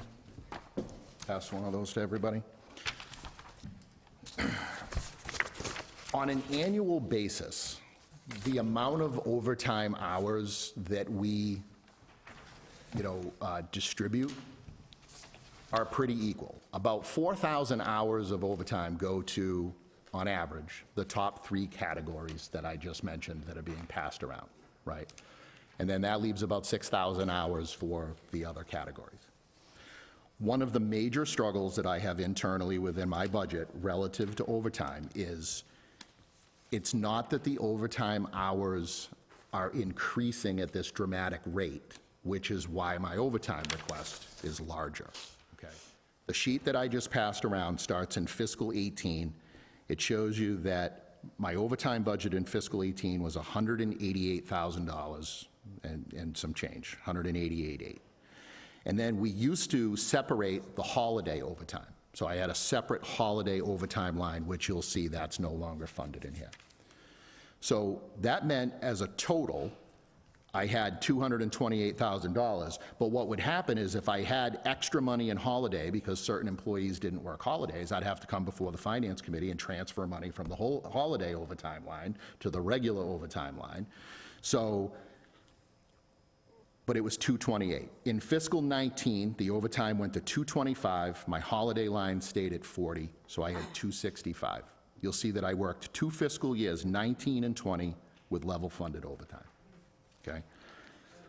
Then in fiscal 21, overtime went to 260. Holiday overtime remained at 40, so the total overtime amount was 300. I worked for 2 years at a level funded overtime of 300. And then in fiscal 23, the overtime was reduced from 300 to 273. What we did was in fiscal 23, we decided, you know what, we're going to put the overtime, the holiday overtime and the regular overtime together, so I have one overtime pot, and I don't have to keep coming to finance to transfer holiday overtime. But we reduced it by $27,000 because in fiscal 23, when we looked at what the 3-year average was for overtime, we felt, let's just say that the 273 reflected what the 3-year average was, okay? But again, the 3-year average, I think, was not necessarily accurate. And then in fiscal 24, I was brought back to 300, but the 300 that I was brought to in this current fiscal year is the same overtime amount I was working with in fiscal 21. So despite 8% increases in COLA over that time period, additional percentages for employees that had step increases, additional staff, we're working within the same number of hours on an annual basis, right? We're not inventing new hours. The problem is that the overtime line item it's underfunded. It's been level funded since fiscal 21.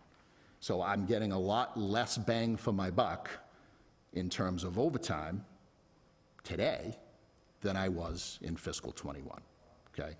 So you heard the police chief up here say that his overtime budget is a little under $300,000, and he maintains a shift of 4. He has a sergeant and 3 patrol. Our minimum is 8. I'm maintaining double the staff with essentially the same overtime budget. The math doesn't work. So, Chief, I just want to interrupt you for a second. I think it's important what he brought up is, you know, overtime does get as a sort of a bad word, and it jumps out at people, but it's really, it's a good management business strategy for a short amount of more money. You can have 100 firefighters, and we're paying all the costs of health insurance and benefits, and, you know, and you would never have an overtime shift to fill because there was, you know, a plentiful number of employees, but that doesn't make good management sense for the town long-term to have all these people on straight time that aren't utilized efficiently. So that overtime, not only is it's an efficient use of a, not, you know, a little more money than a straight salary, but it's not a lot more money. And it has, that also has the benefits of, you know, when you're trying to attract people, there's a little bit of money to be made. Occasionally, there's a little bit of shift work, extra work, so you're able to retain people, and we talked about the recruitment and the training, you know, to lose people, to go somewhere, there's some opportunities.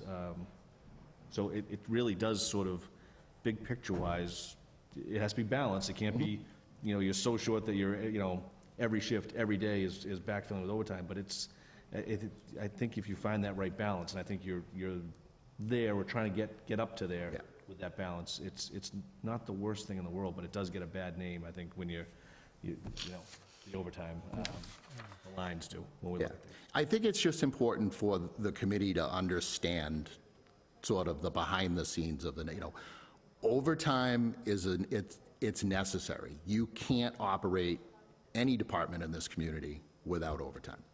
That's the reality. And I think by showing that, you know, we're tracking it, we're aware of our overtime hours, overtime's not, it's out of control. I'll lightly use the word out of control this year, because you all know the situation that we're in, right? We had this perfect storm of, you know, since July 1, you know, I've had, at any given time, I've had up to, at its height, 9 vacant positions. I can't, you know, what do you do with that?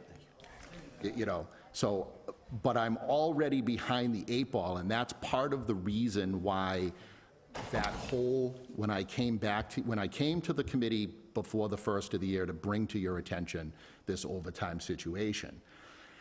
In some respects, you got to look at it this way. Yes, it's a big number, right? But what you have to keep in mind is that part of the reason why the number is so big, on top of the amount of vacancies, is because the line item is underfunded to begin with.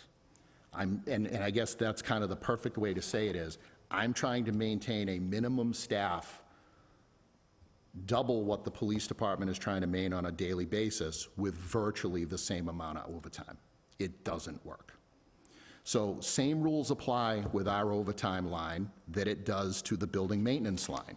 If you look at the overtime line for fiscal '23 at $410,000, again, fiscal '23, we had a vacancy or 2, and there was maybe a little gap, you know, as we were bringing people on and things like that, but certainly nowhere near the crisis that I've been in this fiscal year. So I think the 410, and even if you kicked it down to 400, right, I think the 400 number is really what a realistic overtime number is. So I think FY23, much like in building, is a better reflection of what the 3-year average is. Because when you go back to FY21, and this is the amazing part, right, and I still don't understand how this maths, to be quite honest with you, is when you look at what the overtime was, I know sort of what the reason is, and it has to do with insurance, but when you look at what the overtime spending is in FY21 at 210, that's less money than what I'm budgeted. So when you're factoring in and looking at the 3-year average, and one of the numbers doesn't even meet the number that you were budgeted in that fiscal year, it drives the 3-year average down, which, again, is what that decision to put the overtime back at 275, that's where we kind of went wrong, right? We shouldn't have reduced it by 27,000, But again, hindsight's 2020. One of the reasons that that 3-year average got driven down so much is because of 21, and I think that was because insurance payments that we received were applied towards overtime, and that number got driven down further. Through the chair. Chief, how would you say that during the pandemic period, say, second half of 2020, 21, 22, did that cause your overtime to go up or go down? Because that can kind of throw off your 3-year average, whether positive or negatively. Yeah, so that was an interesting time, for sure. I'd say the general answer is no, and that was strategic because what we did was, currently we have 4 working groups. During COVID, we created a 5th group. We took members, we brought the groups from 10, or I don't know if we were 9 at that time. I think we were at 9 at that time. We took 2 members from every group and we created a 5th group and brought all the groups for 7, and I closed fire prevention, and I took the fire prevention captain out, so he led group 5, right? And we essentially had no overtime, because if people got sick, we brought people in from a new rotation that just went into that rotation. So for actually that period of time where we were in lockdown from March to, we'll say, June, we kept all 5 groups for the most part completely separate from each other, and we really didn't incur any overtime by design because we did not want to cross-contaminate the department. So you could say then that the 3-year average is probably deflated and you need more, because if you include 21, 22, late 2020, you probably would have spent more if there wasn't a pandemic. Correct. Yeah, I would say, and that's a great point, Mr. Coleman. To your point, in 20, which would have been part of fiscal 21, we spent less money in overtime for a short period of time, for maybe a 3 or a 4-month period of time.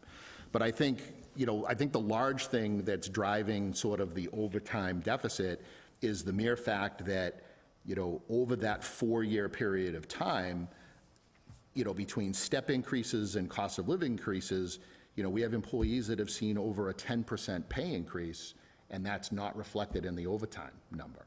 So again, right, the amount of hours is not like, you can't turn around and say, oh my God, how did you do 10,000 extra hours of overtime? We don't. That's the range is pretty much the same. We're just getting less value for the money that we have. So I just wanted to bring that to your attention because I think it's an important part. So, my overtime request was $420,000, again, because I think FY23 is a better reflection of what the true overtime cost is. But again, understanding that it's not possible this year, the manager did recommend a $35,000 increase in overtime, which essentially matches the 3-year average. But again, I think it's somewhat problematic because I think the 21 is driving the 3-year average number lower. But I understand the request. And we don't get out of the vacancy hole for still a significant period of time. It'll be, and especially, so we conducted interviews today, much like the dispatch candidates. The candidate pool is, we always seem to like pull out this miracle and we hire good people. I'd rather not hire anybody than hire some, but we always seem to at the 11th hour, like we pull it out. But the people that we're pulling out today, they are as green as a stick. They do not have experience. They have really no major experience in the back of an ambulance, or they've ever ridden a fire truck. So I would say with the majority of the people, with the exception of maybe 1 of the 6 people that we'll be bringing on in July, these people are going to need that 1 year of, their full 1-year probation. They will not be allowed to work overtime. They won't be able to fill extra shifts. They'll be working on getting cleared both as on the ambulance side from their preceptors, plus driver training and all of those stuff. So Do they fill a seat for that vacancy? Do they fill a seat on a truck? If that's, They won't count for a little while. They won't count for if you're, It won't if take you're, the full year, but they, won't take the full year, but if you're green, you're gonna be a good 6 to 8 months where we have to really evaluate you before you completely count towards a shift. I have two ahead. questions. This is what you budgeted, correct? And this is actual data. And my second question is, as a board, so, you know, when we approve or recommend, so the chief is asking for one number, the town manager is asking for another number. When we recommend, which one are we recommending? typically recommending the, well, typically it's the town manager's recommendation we follow. But certainly we have the ability to discuss going outside those recommendations and making our own recommendation. Just being aware, I think, that any of those recommendations, whether they be on a plus or minus, impact the overall number, especially if we're pushing the envelope of reaching that 2.5 max. In other years, I think we've had some room where we could say, you know, the CFO would be able to come to us and say, hey, we've got this window and we think this is coming in here. We'd have a little more room, but I think we're at the ceiling right now. So I think any recommendations higher than what the town manager is recommending would have to have a deeper discussion as to what that would impact. So if we were to give the fire chief an additional $100,000 towards that overtime account, we'd have to discuss, that might have to come off of somebody else's, another department's, or risk going. Karen, do you want to sort of touch on that? I mean, Yeah, that's correct, because we were only within like hundreds of dollars of being within a balanced budget. So yeah, there would have to be deeper discussions at that point of where we would balance the increase for.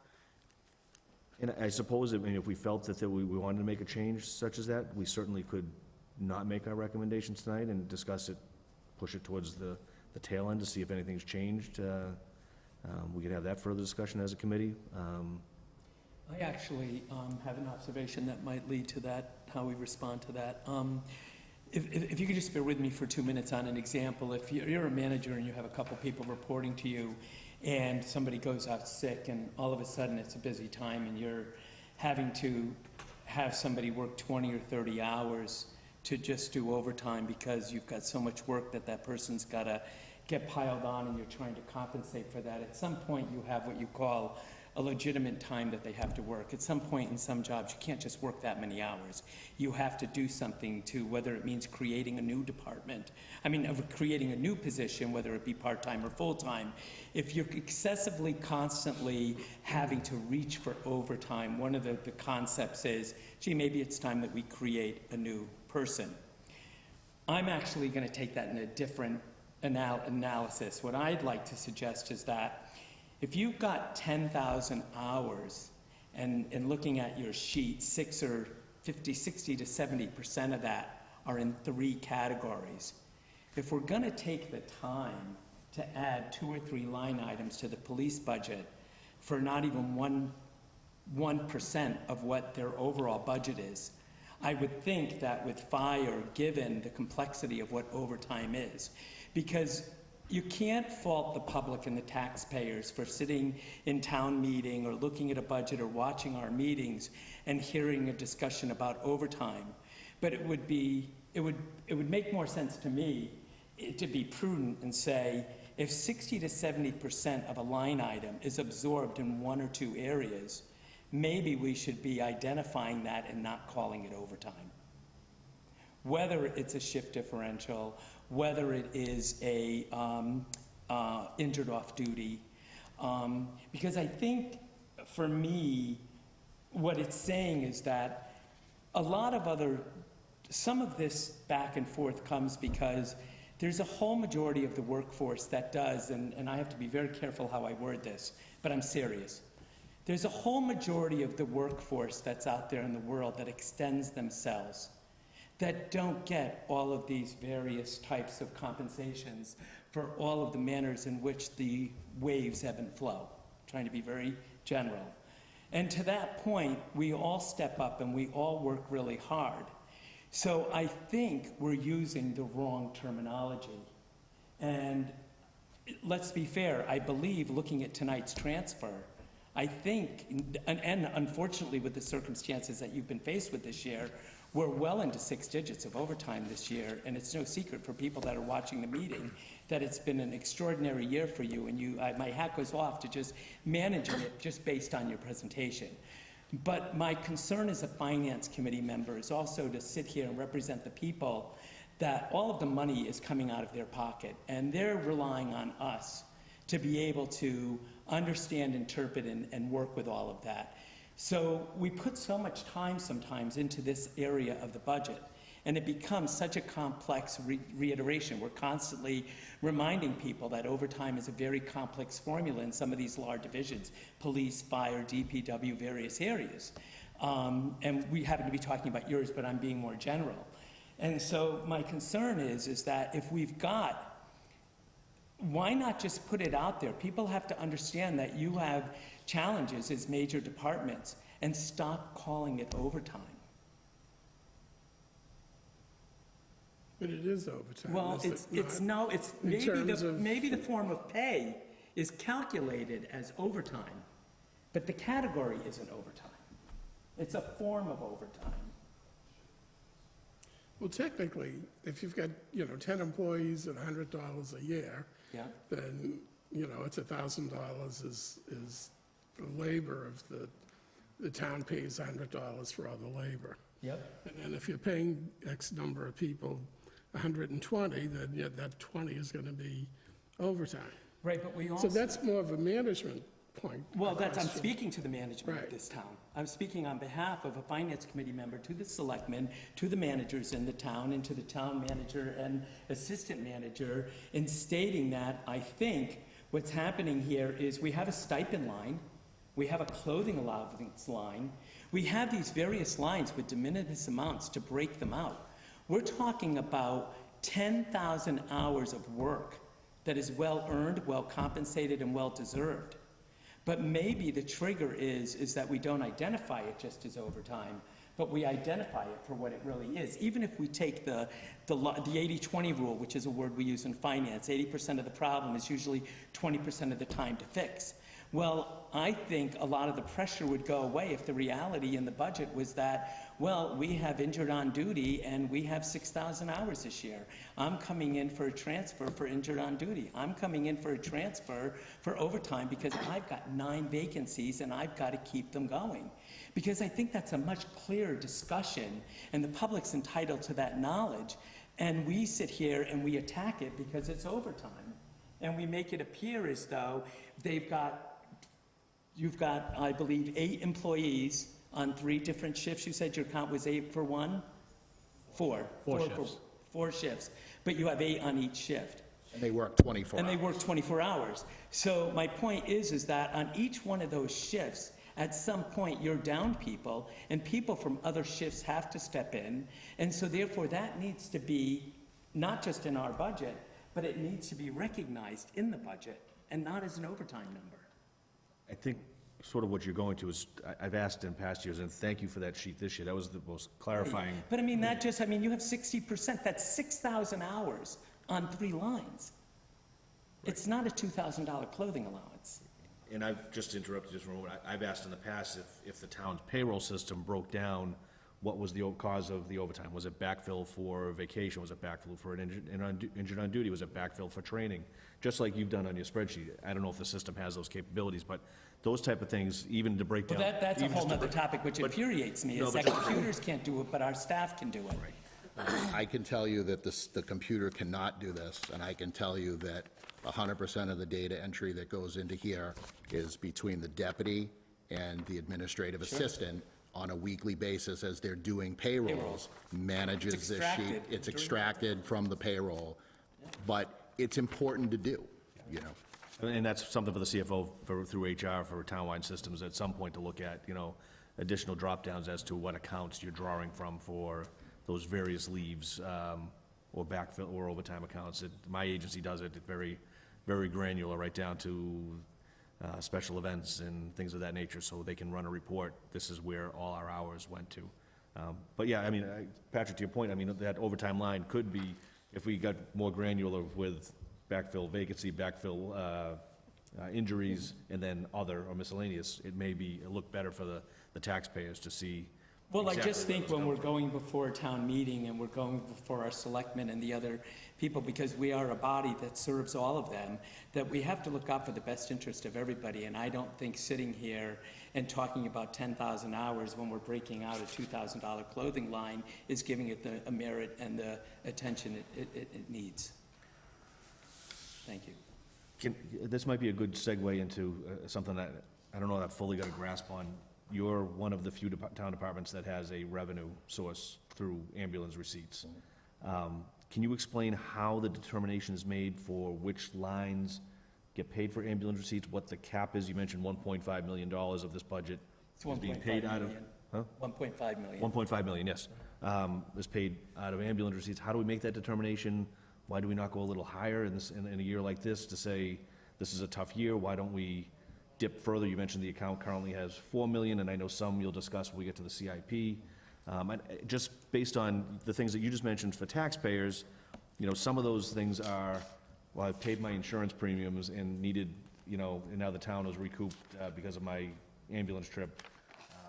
So that goes into the account. Or for those that maybe are publicly funded reimbursements, you know, as a taxpayer, I paid state money, which is paid for these services in essence. So could you just explain how we decide how much of that account we utilize? Will this be a year that maybe we should look to take a little more out based on some of the stuff we've discussed? So it's a good point, and this is that year. This is the highest we've ever taxed ambulance receipts, is the 1.5 million. The last few years, it's been somewhere around 1.2.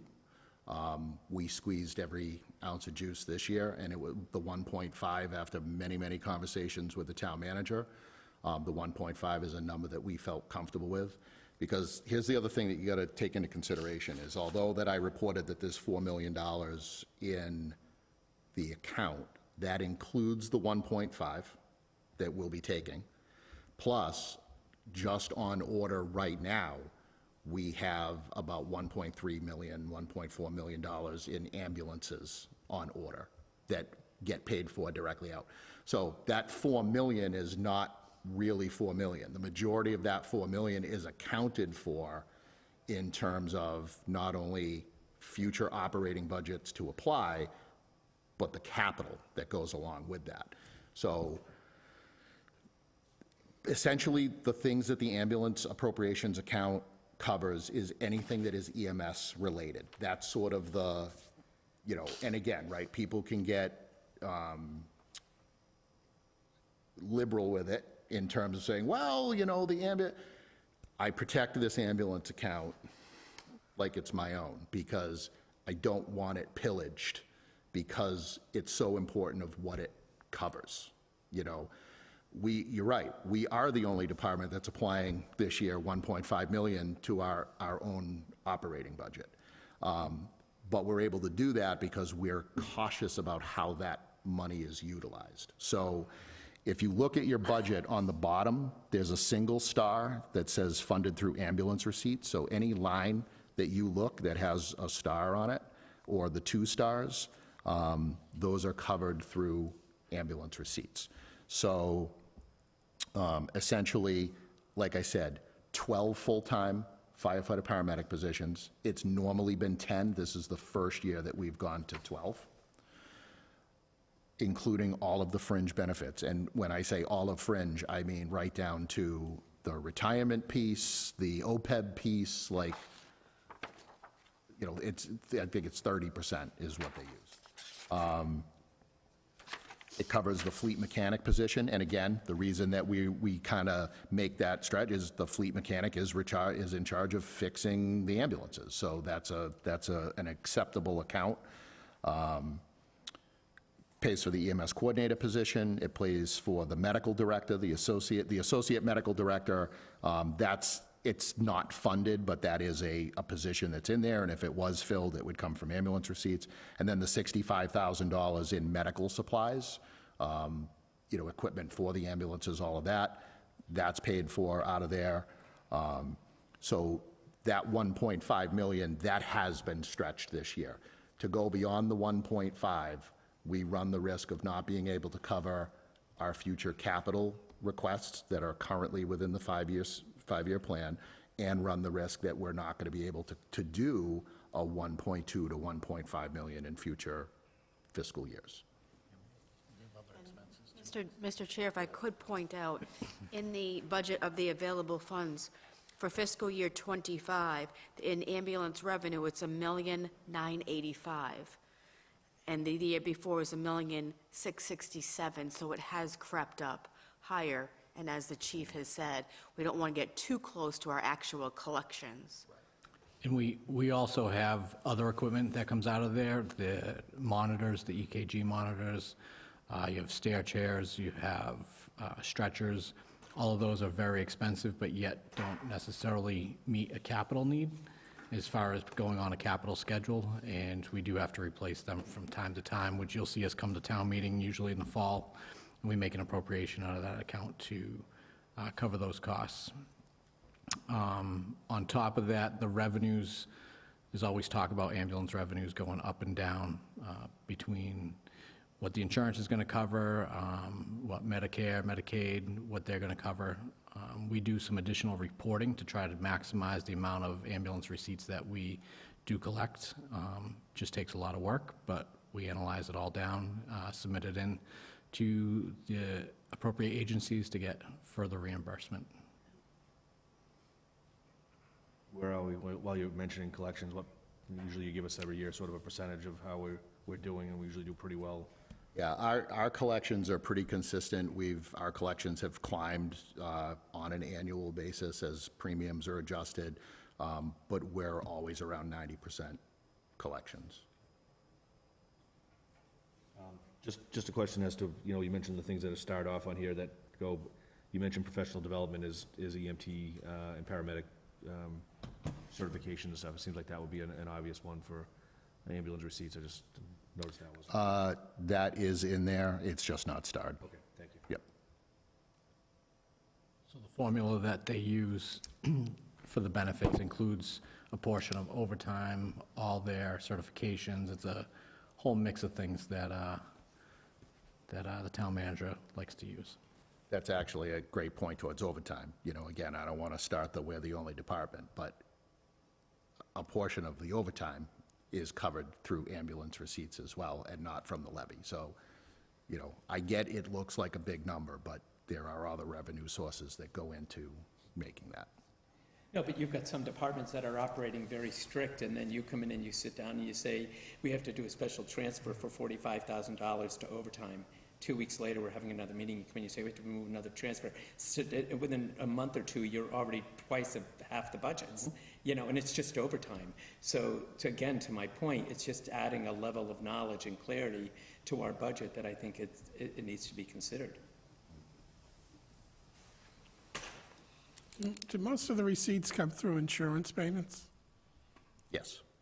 Medicare and Medicaid cap their rates, so the reality is that, and insurance companies are constantly fighting to pay even less than they're paying now. They don't want to pay anything.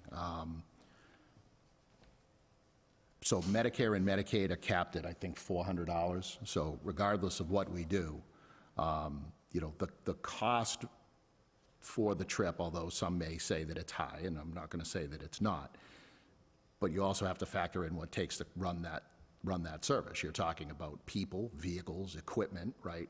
A $1,500 or a $2,000 ambulance bill, I'm not going to say that's not a lot of money, but that $2,000 isn't covering the cost to run the service. So it makes it even more difficult when you're capped at $400 from Medicaid. We have a high Medicaid and Medicare population, not as high as some other communities. I mean, some other communities, 50, 60% of their payers are Medicaid, and even though they may do more calls, they're making way less money. But yes, I would say probably 80%, 75 to 80% of the collections are from insurance companies, and then Medicare, Medicaid, and then self-pay. We rarely have a lot of self-pay. If somebody's a self-pay, it's ultimately a bill that's getting written off. Nobody's paying their ambulance bill if it's a self-pay. How do motor vehicles accidents work? Do those come through the auto insurance? Car insurance first, then medical insurance. And those have a different rate? Or, No, what he's saying is, if we send a bill for $2,000, the car insurance will pay whatever they're going to pay. Then it goes to their medical insurance, and then they pay whatever they're going to pay. And then there's usually a balance, at the end. Chief, could you just explain for new members how we're not in the billing business? We have a Correct, yeah. service, correct? So we contract with a third-party billing service called Comstar. They're contracted with hundreds of departments across the Commonwealth. Very good to work with, very responsive. So anytime we get a call at the fire station, and we get some, but not a lot. The bill comes from Comstar. It says Auburn Fire Rescue Department on it, but it comes from Comstar. So it says if you have questions with your ambulance bill, call Comstar. Sometimes we will have people call us. We'll listen, we'll hear what's going on, but all of the customer service aspect goes to Comstar. Ambulance billing, much like really any medical billing, it's an extremely complex thing. So we outsource that, and they're paid. The billing company is paid. They take a percentage of the collections, so that's how they're compensated. And collecting ambulance receipts, there's quite a lag time on the money flowing in by the time insurance companies pay and everything. You're looking at, a few months behind always. Chief, did you have other things? There's just two other lines that I just want to bring to your attention, and then we're done. It's under 212, equipment repair. That's increased a little bit, but again, right, same point here as with building. We're not talking about $30,000 worth of broken stuff on July 1. Close to $10,000 is encumbered right out of the gate for equipment testing, which leaves us a balance of about $20,000 to deal with, whatever other equipment issues come up over the course of the year. Small increase in the equipment line just due to, rise in cost. And then you'll see an increase in the health and wellness line, and that's to prepare for some new OSHA standards and some other physical fitness initiatives that I'll talk about in a little bit. So that's the budget as presented. Just to, through the chair, to Mr. Consiglio's point about what are you voting? Are you voting my recommendation? I would not want you to vote something other than the manager's recommendation. The budget process is a process that it's not done in a vacuum. We work very closely together. I've made my case. The manager makes his recommendations, but I fully support the manager's recommendations because I understand why they're done. I understand the situation we're in, and I know that any recommendation that would be made to put additional money really in any of these budgets, especially this fiscal year, to Ms. Harnos's point, with about $175,000, with about $175 of wiggle room, I'm comfortable with it. And the reason I'm comfortable with it is because the committee's aware. The committee's aware, the cases have been made, but I wouldn't want to see you vote a recommendation that was not the recommendation of the manager, because I'm aware of what the manager's recommendation is walking in here, so. I'm just a newbie trying to figure things out. No, in nothing, We wouldn't have seconded you, and then it would have became obvious. Yeah, well, I don't need to embarrass myself. I can find other ways. no, and nothing would prevent us down the line from you making a motion to Right. reopen it, and we could re-examine it down the road if there was additional stuff. But usually those are in discussion with the CFO, town manager, to, maybe something has changed. But no, it's a great point. We're not just here to rubber stamp things, but to the chief's point, we listen to their concerns so that we know when these things come up, we have a better understanding. Chief, can you just, I know you mentioned at the beginning, just the timing of the new hires. Can you just explain? I understood you, but now that we've had all this overtime discussion, now I'm trying to re-understand it again. Sure, so at the fall town meeting, they appropriated the hiring of 4 new people for January 1. But the reality is the timing between fall town meeting, by the time we advertise, interview, all of those things, January 1 is sort of it's not a realistic start date. So we were not able to we didn't really have a good response to the first couple of postings, so we actually had to post again. So now we're kind of, as we were pushing into February, we didn't even have candidates. We were still advertising. So we got through the process. We made conditional offers to people for an April 8th start. But knowing the overtime situation that we're in, I had $85,000 set aside. I'm looking to transfer about 72 of that 85 right now, because there is the possibility with one of the candidates that we're looking at that we may be able to bring that person on sooner than July 8th that has a little bit of experience that may be able to make a little more of an impact to a group right away. So I set aside, out of the 85 that I had available, I set aside about 10 weeks of pay, to finish the fiscal year.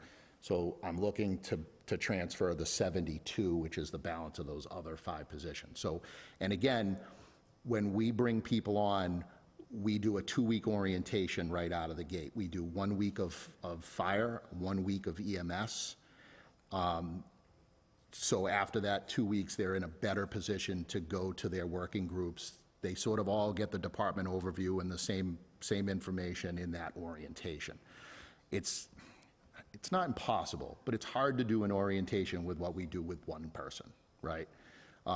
So when the deputy and I were talking about trying to still close this overtime gap in this fiscal year, the conversation was, listen, we could bring these people on April 8th, but the reality is that it's going to cost us more money to bring them on April 8th, because if we're going to do an orientation, I got to pay supervisors to do an orientation, and then the people that we're bringing on with their experience level, they're not going to count towards the shift to try to be able to stop the bleeding on overtime. So really, all we're doing is putting ourselves in a bigger overtime hole by running the orientation in April and paying 2 weeks of overtime pay to run the orientation.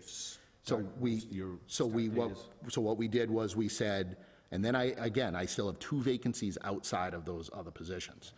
So what we said was, we're going to move the April 8th group out to July 8th with the other 2 vacancies. So, because we were going to bring on 4 April 8th and 2 July 8th. We just made the decision and said, we're going to move the 4 out to July 8th, and we're going to bring all 6 on at the same time. That way we can utilize a portion of that money for overtime, and it's going to make that orientation go a little more seamless with 5 or maybe 6 people in it versus doing it twice, 4 and 2. So we're eliminating 1 2-week orientation, and we're just kind of getting it into one. Do we have any concern we lose some of those people in the 3 months? Nope. I've talked with all of them. They're all set. They were not under any constraint or immediate, so that's already been talked to, and they are still on board for July 8th. Thank you. Yep. Motion to recommend. Second. Let me just read the amount into the record for the, No, I'm talking about the budget. yeah, I'm going to read the budget numbers. That's all right. No, just for the fire department total, the department requested $5,244,978. Town manager's recommendation, $5,143,268, an increase of $406,636. Motion to recommend. Second. We have a motion and a second, all in favor? Aye.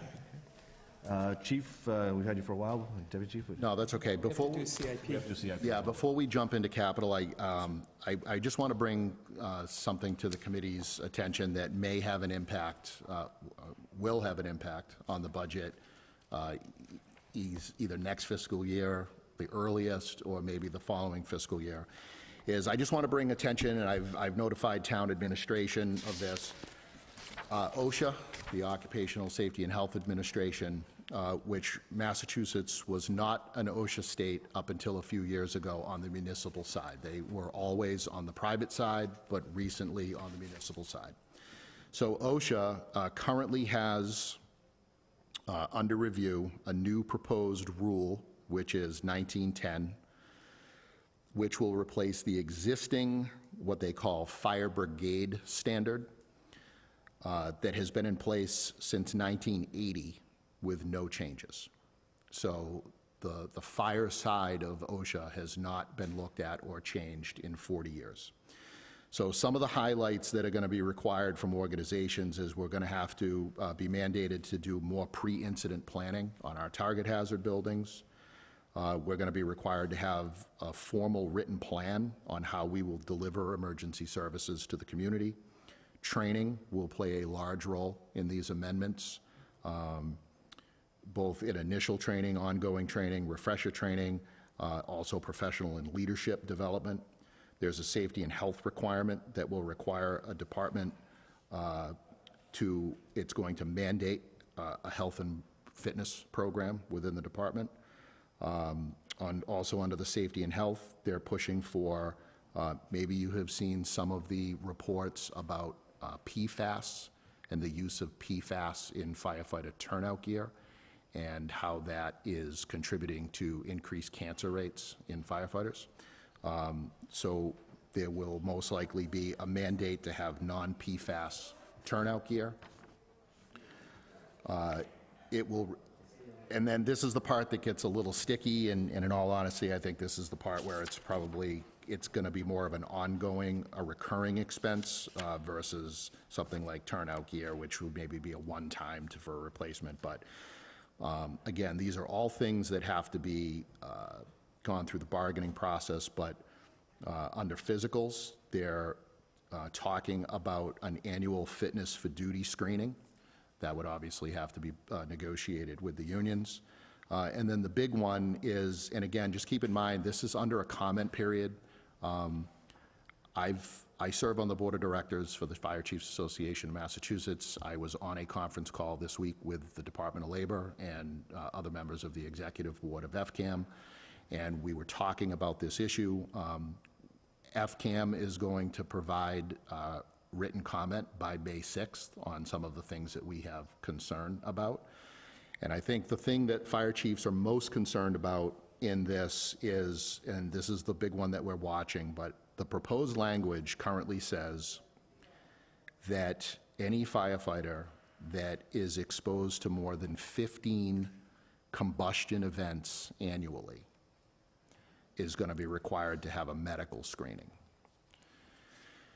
Now, there's not a firefighter in our department that would be under 15 combustion events a year.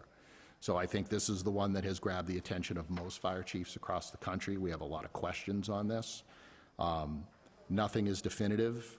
Massachusetts, once adopted by the federal government, has a 24-month implementation period. So this is anticipated to be voted on this year. So worst case scenario, which according to the calendar year? this the federal government this calendar year will vote this thing up or down one way or another. And then Massachusetts DLS, which they indicate that they're willing to work with us, is they'll probably utilize the full 24-month implementation period. So we're potentially 3 years out from this best case scenario. But it's important to bring it to the committee's attention that in the next couple of years, depending how this shakes out federal, with the feds, there could be some additional expenses. Now, the good news is when you look at the list, and again, you have to consider that OSHA is trying to bring fire departments across the nation up to a standard, and we're talking about departments that maybe employ 7 people with 1 truck in a volunteer department that serves 100 people somewhere to the city of New York, right? And everything in between. So the good news is when you look at the list of things that are required, we're in very good shape. We're doing a lot of these things now. A lot of this is not news. I read some of them and I say, oh my God, I can't believe that there's departments that are not doing this now. We've been doing this for 20 years, right? But you got to understand the vastness of it. But there are certainly things in there that we're not doing, not by any way, not by any negligence or whatever, but they're new. These are new proposed things that will have a financial impact. Now, the big one, it revolves around the health stuff with physicals and things like that. But as you know, another thing that is paid for through ambulance receipts is every couple of years, you'll see us put an article on town meeting. Usually it's around $25,000 for medical screenings for our personnel, and that's paid for through ambulance receipts. Essentially, that's what OSHA is looking to do. They're looking for more frequent screenings of members to protect things. I can tell you that every nickel that we have invested into our medical screening program in the 3 years that we have been doing it here has paid off dividends. I can tell you tonight, and I obviously can't get into details, but I can share that in the 3 years that we have been doing this program, it's all about early detection. It's about early detection for cancer and early detection for heart. In the 3 years that we've been doing this program, we have had early detection of 4 members with cancer who have been treated, myself included. Early detection on cardiac issues that have been rectified. These are all things that ultimately, number one, first and foremost, it's for the safety of our members, and it's for early detection so they live long and healthy lives and have good careers. But there is a cost savings measure to this as well, because if we can detect cancer in someone early and save their life, it also, it falls on the other end where less coverage, less medical bills, less expenses. So the $25,000 that we've been appropriating every couple of years, we've picked up many things with our members that they are then directed to get follow-up care with their own physicians, and we've caught a lot of things. But, I think when you're talking about cancer in the fire service, when you're talking about a department that has 45 members and you've had 4 members of the department discovered with cancer in 3 years, right? That's sort of, on a global scale, it's somewhat of an it's kind of a big percentage, in a small department. So we're doing a lot of these things now. I'm never going to balk at safety-related things, but it is important for the Finance Committee members to know that that is something that's on the horizon.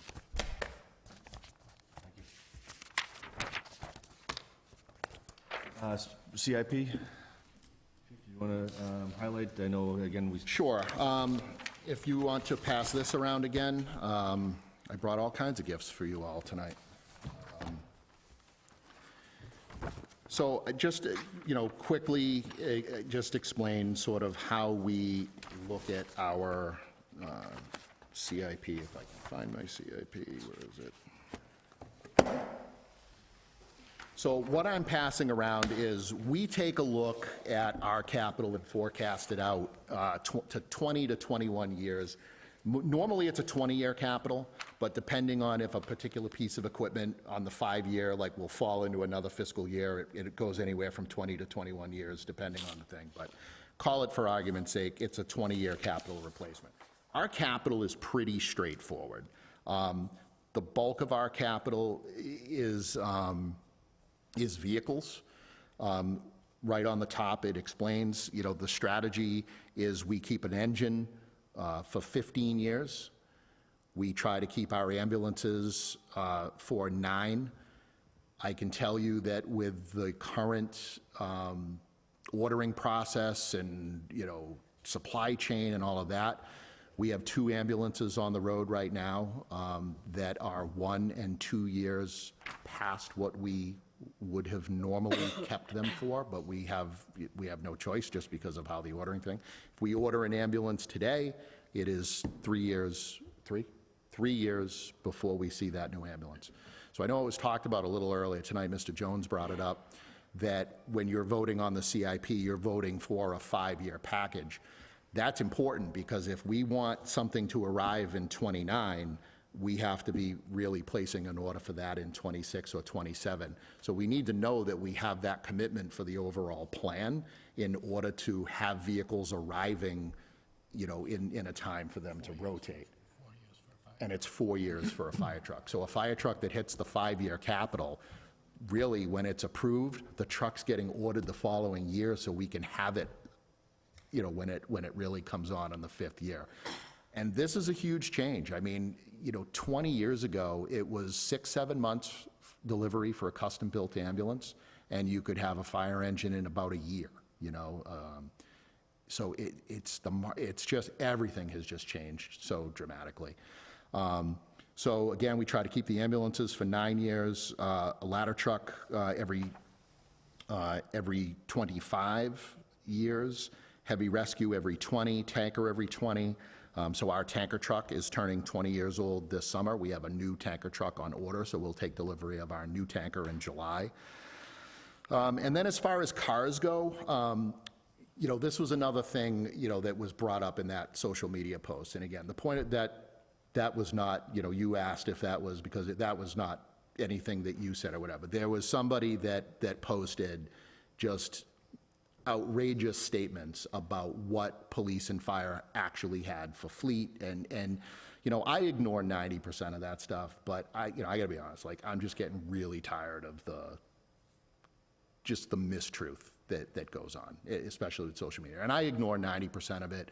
That one I just couldn't ignore. Because it's not true. And at the end of the day, right, that's why I said, don't let the facts get in the way of a good rumor. The reality is that we've had the same amount of fire equipment that we've had for the most part since the 60s. Since the 60s, we've had one ladder truck, we've had one rescue truck, we've had one forestry truck, we've had a chief's car, a deputy's car, a fire inspector's car. We've had all of those things for 40 years, right? In the last 40 years, we've increased the total count of our vehicles, our small vehicles, by 4. 4 vehicles in 40 years is what we've grown. We added a second fire inspector, we hired an EMS coordinator, we hired a fleet mechanic, and we have a training car that people use to go back and forth to training, right? So, to turn around and just say that, again, not to get on this vehicle thing, but, it's not reality, so that was the point of that.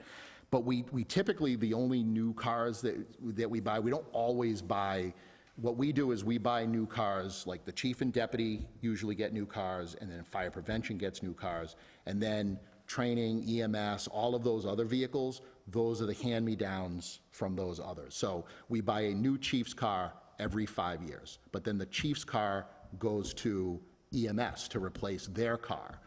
We buy a deputy's car every 5 years. His car replaces something else. So the number of brand-new cars that we're buying, there's really only, it's the chief deputy and the 2 fire prevention vehicles. The rest of the vehicles that are in the fleet are all the hand-me-downs from those 4. And, when it comes to like the types, we purchase the vehicles based on the type. It's another thing that people say, well, I don't know why, why can't you have a small of this or a small of that? It's for functional use. The reason that we went to the Tahoes is slightly different than the reason that the police went to the Tahoes is, the back of our vehicles, when you open up the back of our Tahoes, those have mobile command posts in the back. It's full of radios, it's full of equipment, it's full of everything. With the Explorers, we tried the Explorers for a few years. The problem is neither him or I can stand underneath the hatch of an Explorer. That's where we command incidents from. So when we get to incidents, we pop the hatch, we stand at the back of our command post. That's where our radios are. That's where our accountability boards are. We can't, the Ford Explorer has such a low profile, it's too small of a vehicle to serve as a command post. There's a 4 to 5 inch height difference in the tailgate of the Tahoe, so you could actually stand underneath it and work. And you can fit more equipment. I mean, he was busting he carries a little more equipment than I do, but he was busting at the seams in his Explorer. But at the end of the day, when you're underneath the hatch of your Ford Explorer at a fire, and you gotta do this, because you can't stand up straight under the command post, it doesn't work. So the types of vehicles that we purchase, whether it's a fire truck, a rescue, or a command car, the type of vehicle that we purchase is what fits the need for the function that it's doing, not necessarily what's compact. Compact and what we do doesn't mix. Those 2 things really don't jive. So that's kind of the flow. So you can just see here that, again, most of its vehicles, SCBA, We were fortunate to get an SCBA grant maybe 10 years ago. I think we got $350,000 from a federal grant to buy all new SCBA. We're certainly, when it comes time in fiscal '30, we're going to start writing grants probably around 27, 28, 29 in hopes to get federal money to replace those. But again, that federal money right now is hanging in the balance. I'll actually be traveling to Washington DC at the end of April to testify in DC and speak to our legislators to try to get them to re-up the AFG and SAFER grants, because there's sunset clauses on those bills, and if they are not renewed this year, they're gone forever. So, so hopefully we'll be able to get grants, but and the reason that I bring up SCBA is because it's a large expenditure. That'll probably be somewhere around a $300,000 or a $400,000 expenditure. That's typically what our larger vehicles are going for. But one of the questions that's asked sometimes is with SCBA's is that something that we can do over a multi-year thing? Can we buy maybe a half a dozen this year, half a dozen next year, and kind of phase it in? The SCBA, which is the self-contained breathing apparatus, that's the device firefighters wear on their back where they get their air supply. It is by far the #1 safety device that a firefighter has, okay? I equate the SCBA to the firearm of a police officer. If a police department is going to replace their firearms, they don't replace 6 guns a year, because that's a safety issue. If we don't have compatibility with officers between magazines and training and all of those things, that's a safety issue. I put SCBA in the same category. Technology changes all the time. If I have 4 different versions of SCBA in the organization that has their safety devices in different places, depending on what version air pack you're wearing, that's a major safety issue. So we wouldn't, phasing in air bottles, that's one thing. Phasing in the actual packs themselves, it has to be 100%, this is what we're moving to, because now we're training to that standard, that pack, those safety features, that's how you use this device. But that's pretty much it. That's pretty much the layout for like what the rotation looks like, and then you can see what's in the 5-year capital here for 25, it's just some existing lease payments. It's year 1 of the new tanker truck that we'll be taking delivery of in July. That, and then it's $400,000 for a replacement ambulance that we'll have this summer. That's coming through ambulance receipts as indicated. And then the rest are just, so with the exception of the ambulance and the new tanker on year 1, the rest are existing lease payments for vehicles. My only question would be, they've replaced, again, similar to when the police were up, just can you, because it's already been in gear, what's going on with Marine? It's not like we're a city on the shore. So I'm just A trying to marine is a boat. It's a boat. So we have 2 boats in the department. We have a 20-foot Boston Whaler that's a dive boat. It's set up for divers to deploy. And then we have a 15-foot inflatable boat. It's basically, it's an inflatable with a small motor, but they're designated as marine. Got it. Any other questions on CIP? No, Chief, thank you. I mean, I think, again, the level of transparency, I know that those posts come out of frustration with the misinformation, but I think, all in all, I think they ended up being good things. Absolutely. The supporting documents, you know, this is tremendous, and I don't know what, if these are late editions, but anything like that could get uploaded to, you know, to the website, I think is important for the residents to be able to look at stuff like that. I think that is, And again, that 20-year document, that kind of actually had a major overhaul this year. That, you know, everything is fluid. Just like the 5-year capital, the 20-year capital is fluid as well. You will see there's one thing on the capital this year. So you'll see it on the 20-year, but you're not going to see it on here because it's not part of our capital. But in this fiscal year, we're hoping to have the parking lot, the back parking lot at fire headquarters repaved. But that money is in an account within the DPW for refinishing municipal parking lots. The manager had requested the DPW director look at amending this year's to not pave Camp Gleason and pave the back of headquarters to tie that in with the construction of the new pedestrian footbridge and all of that.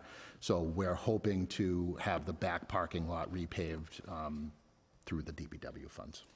And the last piece, I think, and we'll talk when we get to the fleet maintenance stuff, but I think the departments have done a great job working in conjunction with DPW to better manage and track the maintenance of the fleet, because it is a very front-facing piece and expensive piece for the taxpayer. So knowing that after these purchases are made, that we're doing our due diligence to ensure they last as long as they can and remain safe vehicles for the employees of the town. I never would have imagined, and the police chief and the deputy police chief can tell you, like, I never would have fathomed the amount of energy and hours that goes into managing a fleet program. You know, there's corporations that have the same amount of vehicles that we do that have people dedicated to just fleet maintenance, like the management of it, not even the fixing. And so I agree. I think we do a very good job with the knowledge that we have to manage, you know, the fleets that we have. It's a lot of work. There's a lot that goes into it, and I never would have imagined the complexity of managing a fleet, but we do the best we can. I also want to echo, you know, the police chief. You know, we say it publicly all the time, but we do truly appreciate the support that we receive from every level of government here, including the Finance Committee, and you're always very supportive. It's always good to see you all. So thank you very much.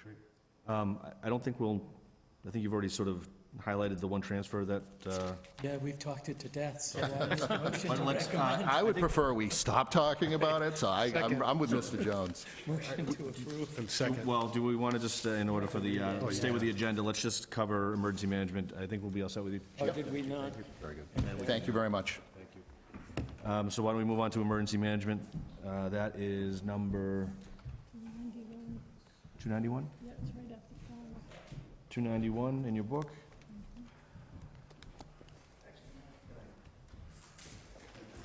Thank you, sir. Yeah, it's 291. This is no changes from last year. It's a level-funded budget. FY '24 was, emergency total was $17,500. Amount requested by the department, again, $17,500, and town manager, same recommendations. I know, Sharon, you said Eric Artisan was invited but was not able to be here due to a conflict. Not that he didn't want to be here with us, so. Any questions relative to this one? If Karen could answer them, but if you had any, but I think it's, you know, it's a pretty standard budget. If there's no questions, Second. a motion and a second, all in favor? Aye. And that concludes our budgets for this evening. We'll move on to transfers. Yes, sir. Mr. Chair, if I could just, I wanted to mention something because of the conversation that the fire chief brought up about OSHA stepping in on 1910. You know, there are some things, and we've talked to the town manager about this. I'm sort of doing this through you to the town accountant.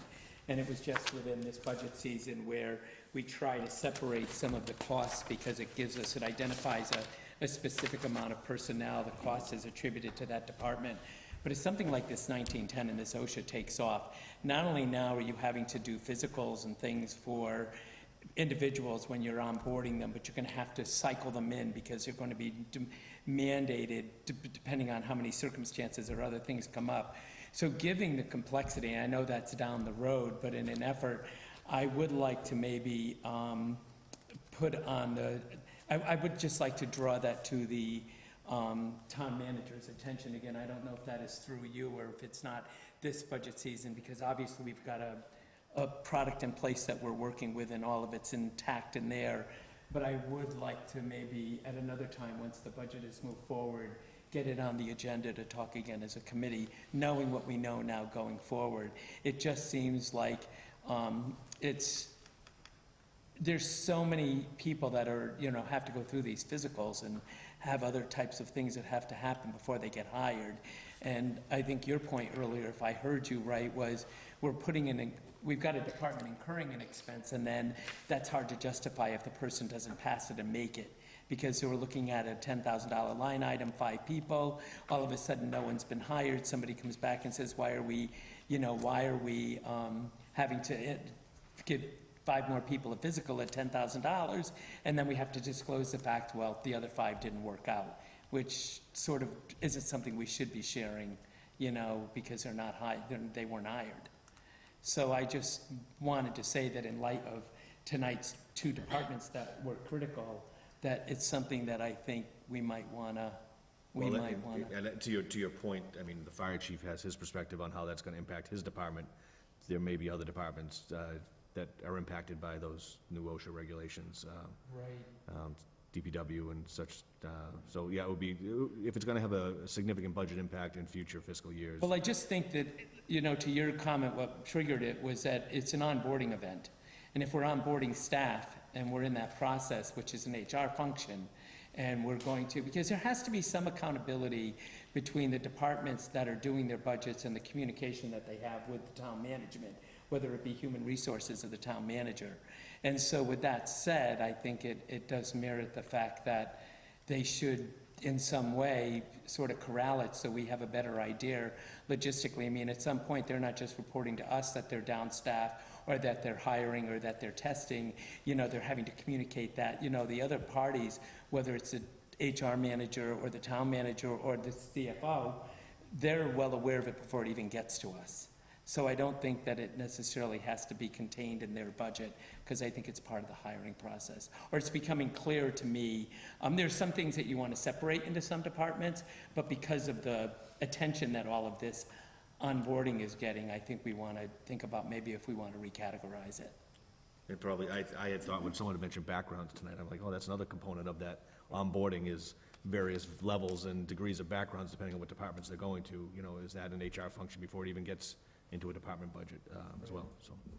But isn't the department making the determination on what and how and where they advertise and who they send the testing to? Like, it seems to me that's still more of a management within the department I think function as opposed to a generic payroll, which is sort of after the fact. It's not payroll, it's human resources. So Well, human human resources is, I believe, the ultimate face between the employee being sought and the applicant and the job coming in. So most times, you're not going to get an ad out into somewhere. You're not going to be seeking someone until it's got HR approval, because that's part of their job, to make sure that the communication that's going out into the masses is accurate and correct. They get their information from the department, but I think in some cases, I can't speak for the police or fire or DPW. In some of them, they may be allowed to put that ad out there. But I've got to think just from regulatory issues, that it's got to be blessed by town management, meaning the town manager or the HR director or something like that. Because they're not generalists. They're people that know their specialty, like police. They know fire, but they may not know, gee, these are the parameters, This is equal what we can ask, equal opportunity, watching the way you word something when you put it out into the paper. They may not be that good at advertising either, since that's not really their wheelhouse. Yes, and it is centralized through human resources, and I did write down that I wanted to check, because the human resource budget does have, there is a line item in there for medical exams, and I want to see if the dispatch is also covered through that. So it would be better to be consolidated under the umbrella of HR. Or are we duplicating efforts? Are both departments Correct, putting yes. funds in to cover the same function? So. Well, I would think the HR director would have to come in before us and say, she's got, 17 departments, and she's got a total of anticipation of, 64 new hires next year because of turnover and retirement and stuff like that. Being that they would get that information because it would be communicated to them when the departments are doing their budgets. It just, instead of it appearing in theirs, because that's sort of like the CIP budget. I just feel like we're getting piecemealed when we're really over, our part of our responsibility is the big picture. It's not just the detail which we're looking at, but the big picture, and to see if the big picture is going smooth. And for me, I think I'd rather hear that next year we're looking at 19 openings with, or retirees, or different things like that, and what it's gonna take to onboard and seek out those, than to hear 2 from this department, 3 from that department, 1 from this department, 4 from that department. It's harder to look at the broad scope of things. Maybe since we've already sort of approved the HR, and the HR director wasn't able to be here, but maybe as on one of the slower nights or towards the end, before we sort of wrap up our season, just so that the HR director could give us sort of a wider overview, not necessarily this fiscal year, but beyond how they envision. And unfortunately, you know, we saw our position cut out of that budget, which is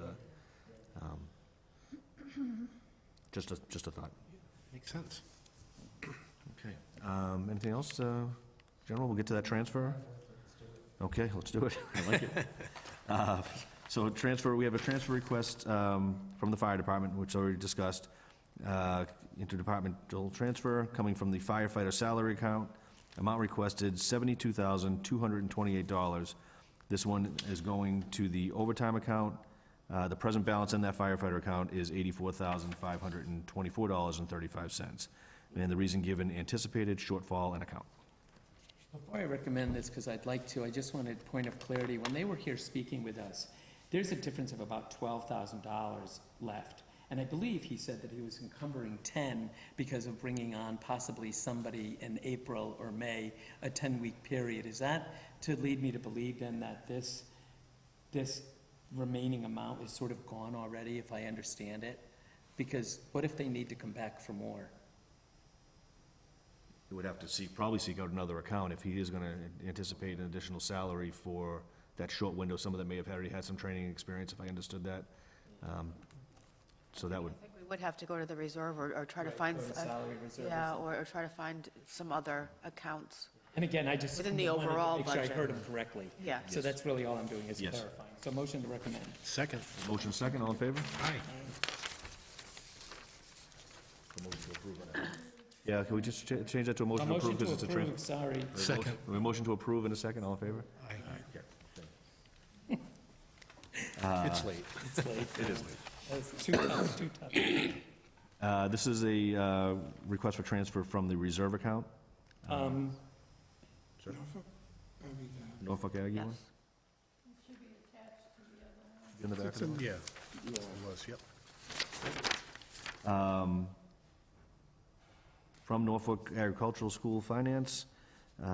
This one is the amount requested, $1,468.60. Reason for the shortage in the account, transportation assessment cost exceeded the estimated cost. Second. Motion and a second to approve, all in favor? Aye. Very good. If there's no questions on the transfers that the CFO approved that were up to that $250 amount, that'll be We're good. good. And if We there's no need to question, set a time for the next meeting. yeah, so in minutes too, if there's no question on minutes, we'll consider those to be approved. Yeah? Time for the next meeting, do we have next Wednesday as well, right? Yeah, next Wednesday is school department, library, it's on the back of your agenda. and Thank you.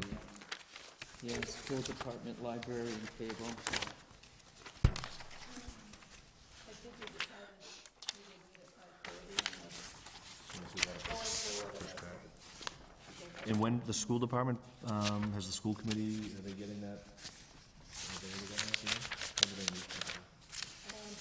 That's the date they suggested. Okay, so it That's should have been already, set for a long it should have already been before the school committee and approved. I believe it was, yeah. Okay, thank you. And then while we're on that, do we know, Sharon, if the Bay Path is committed yet, or is that still just a place marker? On April 3rd, is that the date? Yeah, Yes, I've spoken to the superintendent. and they're hoping to be ready? Yeah. Great, thank you. Okay, any other questions? 5:30 on March 20th then, right? 5:30 on the 20th. Next Wednesday. Okay, if there's no other questions, I'll take a motion to adjourn if we're, It's you. Motion to adjourn? a motion and a second, all in favor? Aye. Very good, adjourn. Thank you, everybody.